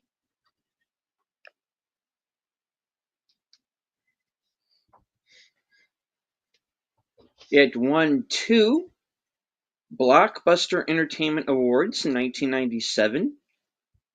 Favorite Actor and Favorite Actress to Kurt Russell and Halle Berry, respectively. John Leguizamo was nominated for the NCLR Bravo Award for Outstanding Actor in a Feature Film. And Steven Seagal got nominated for a Razzie.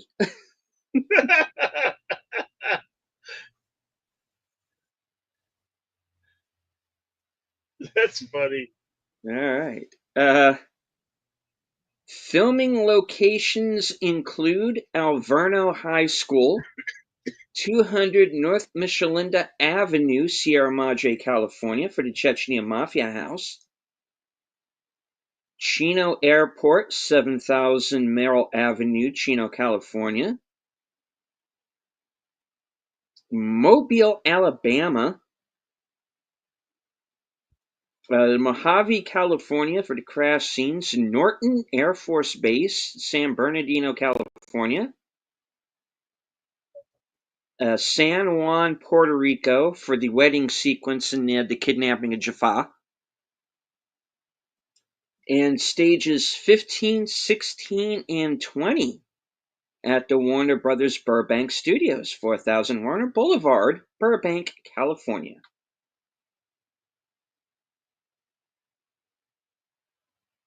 All right, on to the trivia.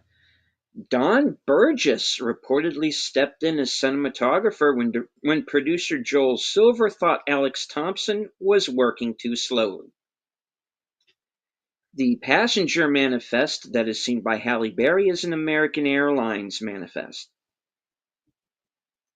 The face of Steven Seagal was added on Indonesian, German, and Dutch cinema posters and VHS covers to attract more viewers, as he was quite popular there at the time.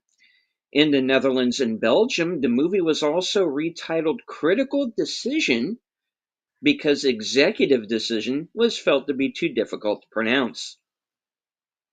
Originally, Halle Berry refused to part in this movie, but said yes when she was offered $1 million for the job. This was her first $1 million payment for a film.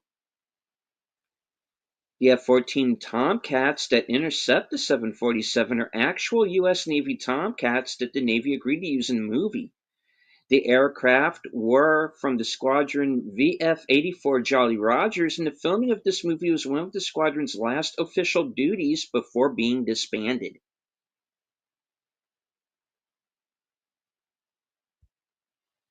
And yes, Connie, David Hasselhoff is also big in Germany.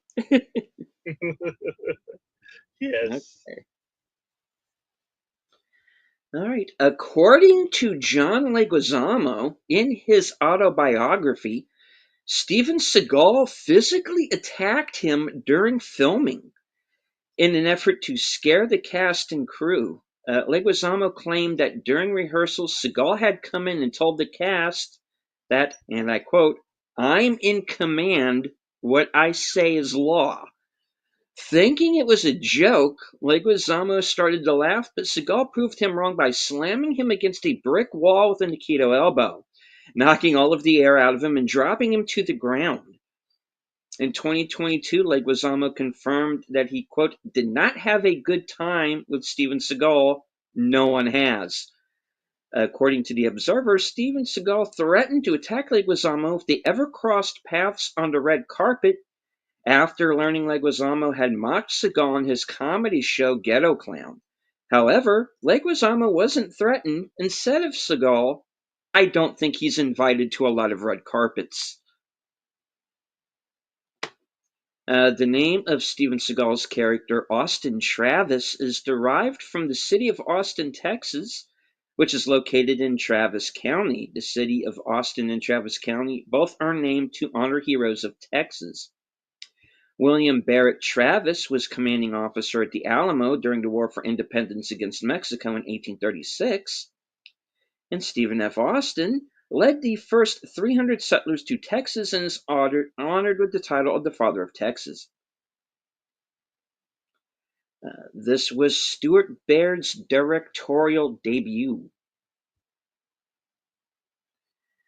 When Kurt Russell and John Rixley Moore are in the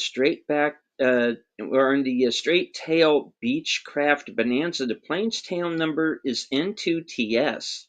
This is John Rixley Moore's personal airplane. Both actors are shown in the actual plane's interior.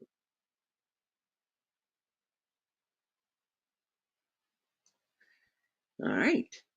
According to John Leguizamo in his autobiography, here we go again, his frequent improvisation angered Kurt Russell so much that they got into a shoving match. Leguizamo's improvised line, "Hope the smell doesn't give us away," started the fight. The actors. Yeah. Okay. Let's see. Originally developed at Paramount Pictures, the studio put the project in turnaround and sold it to Warner Brothers in exchange for the rights and screenplay to Forrest Gump. Executive decision was considered a hot project, while Forrest Gump was going through multiple problems with the script and casting. In addition, some Warner executives were afraid that the success of Rain Man would preempt Gump due to the perceived similarities of the project's subject material. Both involve lead characters with mental disabilities.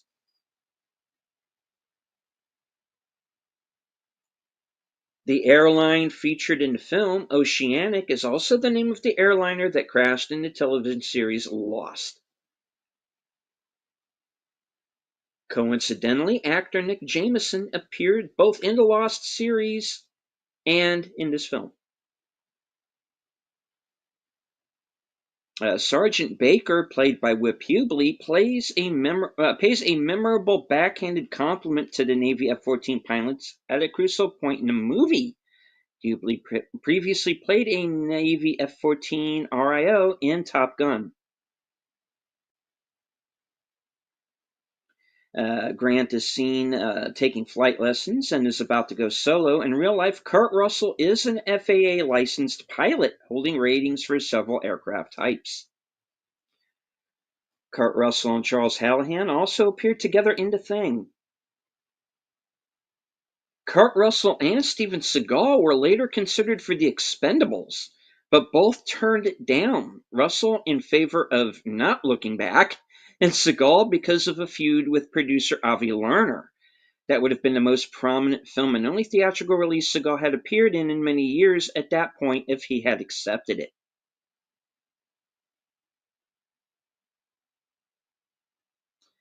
The hostess in the restaurant in London is credited as Jane Walter, is also known as adult film star Magdalena St. Michaels. Okay. Wow.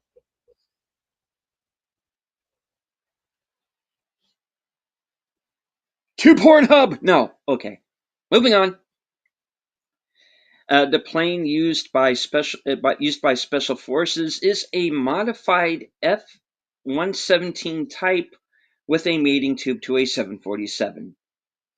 The last owner of the 747 used in the movie as the fictional Oceanic Airlines just before she was scrapped was Ocean Airlines 6 years after the movie was made. The Tomcat Squadron receives the shoot-down order over a CRM-115 device. This is a nod to the CRM-114 decryption device used aboard a B-52 in Stanley Kubrick's Dr. Strangelove. No real-life device exists. Steven Seagal isn't named in the opening credits, even though I could have sworn he was. But, no big deal. All right. Kurt Russell and Whip Hubley were once brothers-in-law. Kurt was once married to Whip's sister, Susan Hubley. The Air Force base to which the fighter pilots tried to get the plane to divert is Thule. In The Thing, another film starring Kurt Russell, the Norwegian camp is also called Thule. Oliver Platt, Halle Berry, and Michael Mahone would appear in Bulworth, one of 4 movies featuring Kurt Russell and J.T. Walsh. They also appeared in Tequila Sunrise, Backdraft, and Breakdown. This is the only movie in which they don't share scenes. B.D. Wong and Ken Jenkins previously appeared in And the Band Played On. They don't share scenes in both movies. J.T. Walsh and Nicholas Pryor previously appeared together in Hoffa. David Suchet and Nicholas Pryor both appear in The Falcon and the Snowman. The film portrays the hijacking of a plane to be used in a terrorist attack, much like the attack on the World Trade Center on September 11th, 2001. The flight number is 343, the exact number of firefighters killed on September 11th. The movie that is the in-flight film on the plane, seen in the background briefly, is Born to Be Wild. This is Halle Berry's second film with Joel Silver. Her first film was The Last Boy Scout, 1991, with Bruce Willis and Damon Wayans. The musical score in this film is very similar to that in the movie Chain Reaction, which isn't surprising since Jerry Goldsmith was working on the score for both around the same time. Both movies were released in 1996. Mary Ellen Trainor worked with Joel Silver in Lethal Weapon series. She played Dr. Stephanie Woods, the LAPD psychiatrist. This series was also made by Warner Brothers Pictures. The film was given mostly mature classifications in most countries, whereas in France, Italy, and India, it is classified as all ages.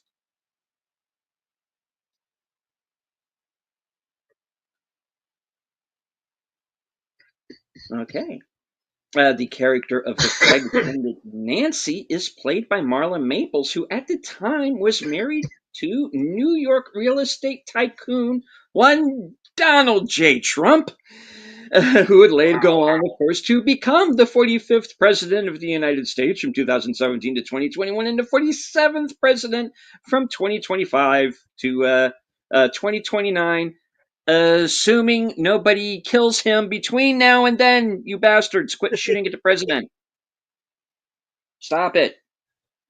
It's not cool. Hey, don't give him ideas. All right. I don't know the radical leftist better. Yeah. The nose section of the B-747 was used for training of structural mechanics of All Nippon Airways. Okay. Not sure whether that's trivia, but let's move on. Commandos all carry Colt 1911 special combat government models on their vests and in thigh holsters.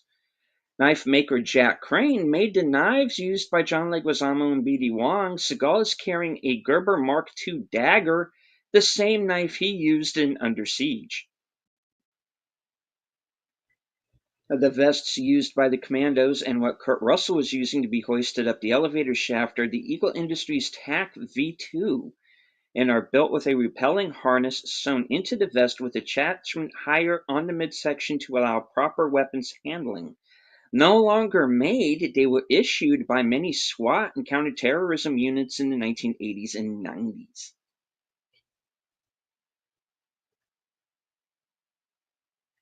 The CVN-74 John C. Stennis is the aircraft carrier in the movie.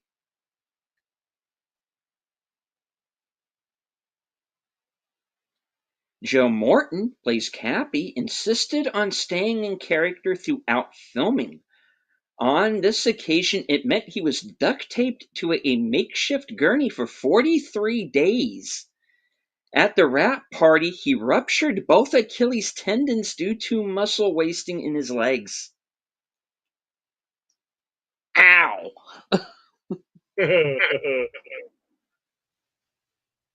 Okay. The Action Pump Top computer is a Scion 3A.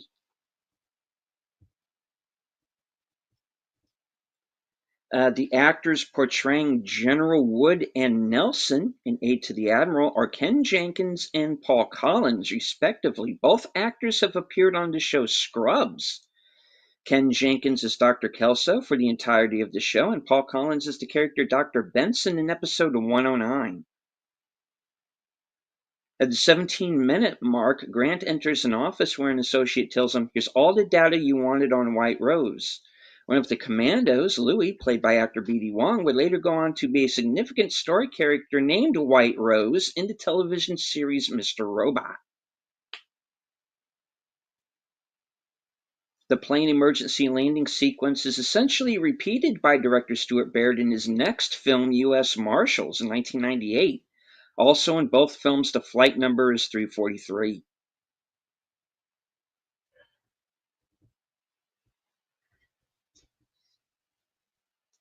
All right. John Leguizamo has been frank about how much he hated working with Steven Seagal and how horrible Seagal was to him.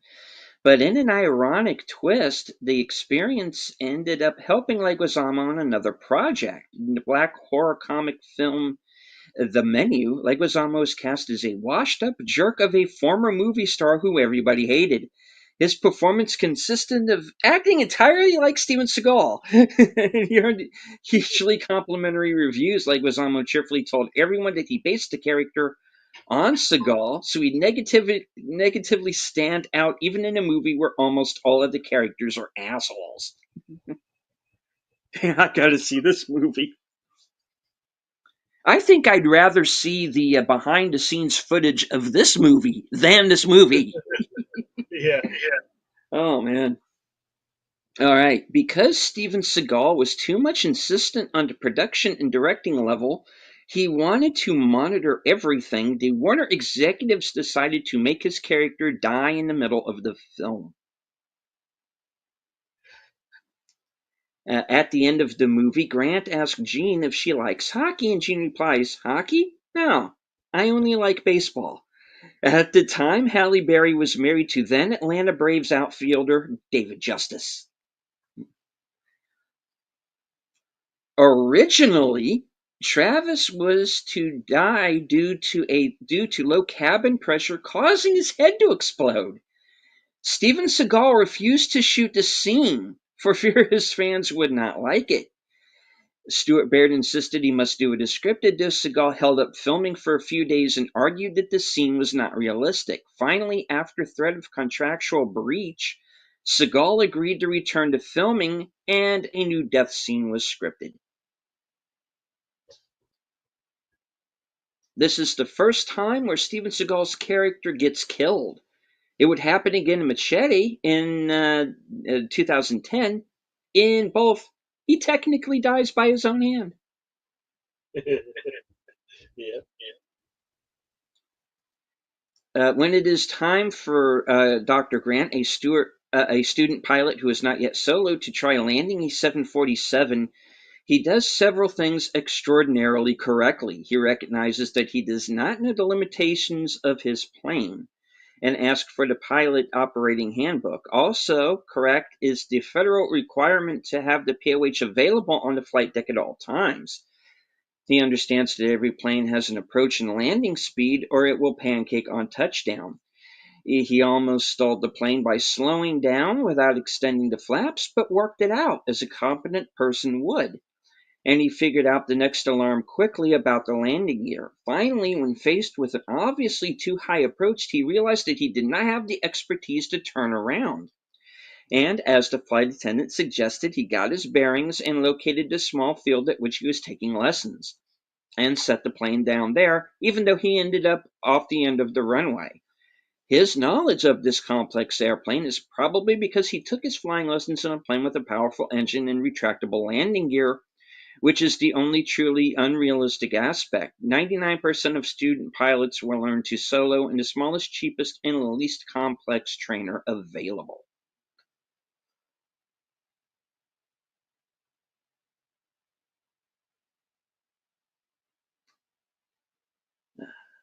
Okay.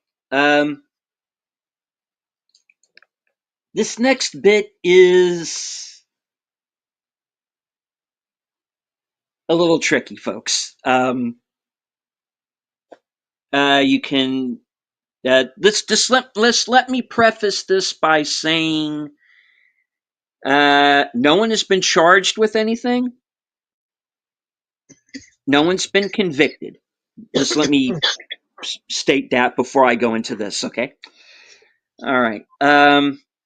During the mid-90s, rumors of sexual harassment and domestic violence started to circulate around Steven Seagal, his ex-wife coming out and accusing him of beating her. Rumor has it that Kurt Russell refused to work with Seagal for this reason. Hence Seagal's early death scene as he was dropped from production, and it is not listed in the opening credits. It is speculated that John Leguizamo's character was expanded to take over Seagal's role. In the original 1996 release, Najee Hassan refers to Westerners as infidels. In the digital release post 9/11, he refers to them as enemies. The original lip motion can be seen as of 2019 on Netflix. Dear Netflix, Quit changing shit. Yeah. I think we can take it.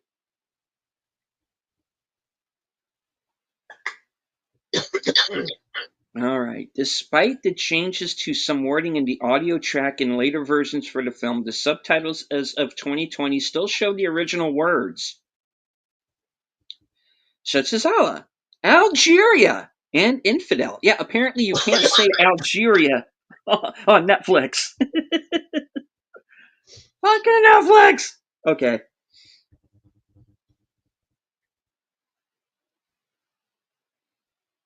Okay, here's oh shit. All right, here we go. Here's the last one. Okay, John Leguizamo said he had such a bad experience working with Steven Seagal that he actually showed up early on the day that Seagal filmed his death scene just to watch him die. Oh fuck. Wow. Okay. Fucking children, these guys, I swear to God. Toddlers would be better behaved. All right, that's it. The skulls are The now closed. schools are fucking closed. And good riddance. Yeah. Oh, yeah.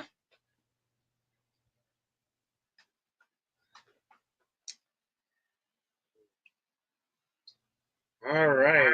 Well, we have Western cinema coming up on Sunday. Mhm. Although I might have to change the film because I don't. My main computer's down, and that one was on my main computer, so I don't know about getting that one Hmm. without complications. Okay. Well, we'll see. You know, who knows? Yeah. If you get it fixed between now and then. Hey, we made it to this movie. We got through this. So. Yeah, my main PC ain't gonna be fixed between now and then. It's gonna take much longer. Oh, okay. Yeah, unfortunately. Well, whichever. You know, we'll bear with it. We'll get to it. We'll figure something out. All right. What you got coming up? Alrighty. Well, here in just a little under an hour, I am going to be joining Big Al Presents along with Nutters Network and Troy Pacelli for Films with Friends. And we are going to be watching the Rankin and Bass Return of the King. Oh, okay. And That's of the course, animated. that's the animated one. Yeah, correct.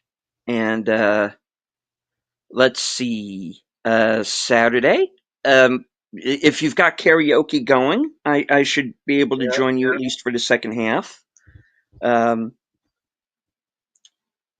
There's also, let's see, Sunday, of course, Western Cinema. We might not get to the movie that we advertised, but the show will go on. And then later that night at 8 p.m. will be my show Unscripted, episode 106, entitled Childhood's End. And I'm going to be talking about the controversy surrounding Andor and some other series that I remember from my childhood that have since had reboots that failed. Let's put it that way. And let's see. Monday, I will be there for Last Call Monday Night at the Movies. Regardless of what that movie might be, we will see. Let's see. Tuesday will be a special episode of Live from Sparkwood in 21, where we are going to be rewatching and taking a deep dive into David Lynch's first film, Eraserhead. And then, of course, join us back here I get well. What day are we going to be doing Action Theater next week? Are we going back to Thursday or? I don't know yet. I'm not too sure. Okay. All right. So when the show returns, hey, we will let you know. Stay tuned to the community page. That is that's it for me. Okay. Yeah. Cool.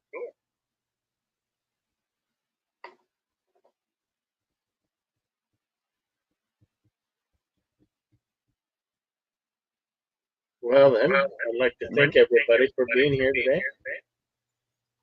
Connie Clary, strong supporter of your channel and my channel. FK8 2005, the tired midnight vlogger, Curtis Shelby,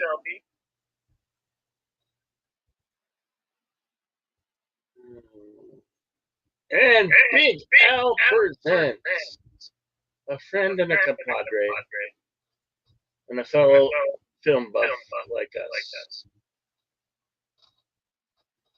And, of course, Last Call with Troy Kelly. Thank you so much for being a supporter of Deleted Scene channel and my channel. We appreciate each and every one of you. Because without you being here, not being here, this would not be possible. So we appreciate each and every one of you. Thank you so much. And I'm going to say, be excellent to one another. Always party on. And we'll see you on the next one. And as I always say at the end of every show, good night, take care, stay strong, be safe and healthy, because this is how we win.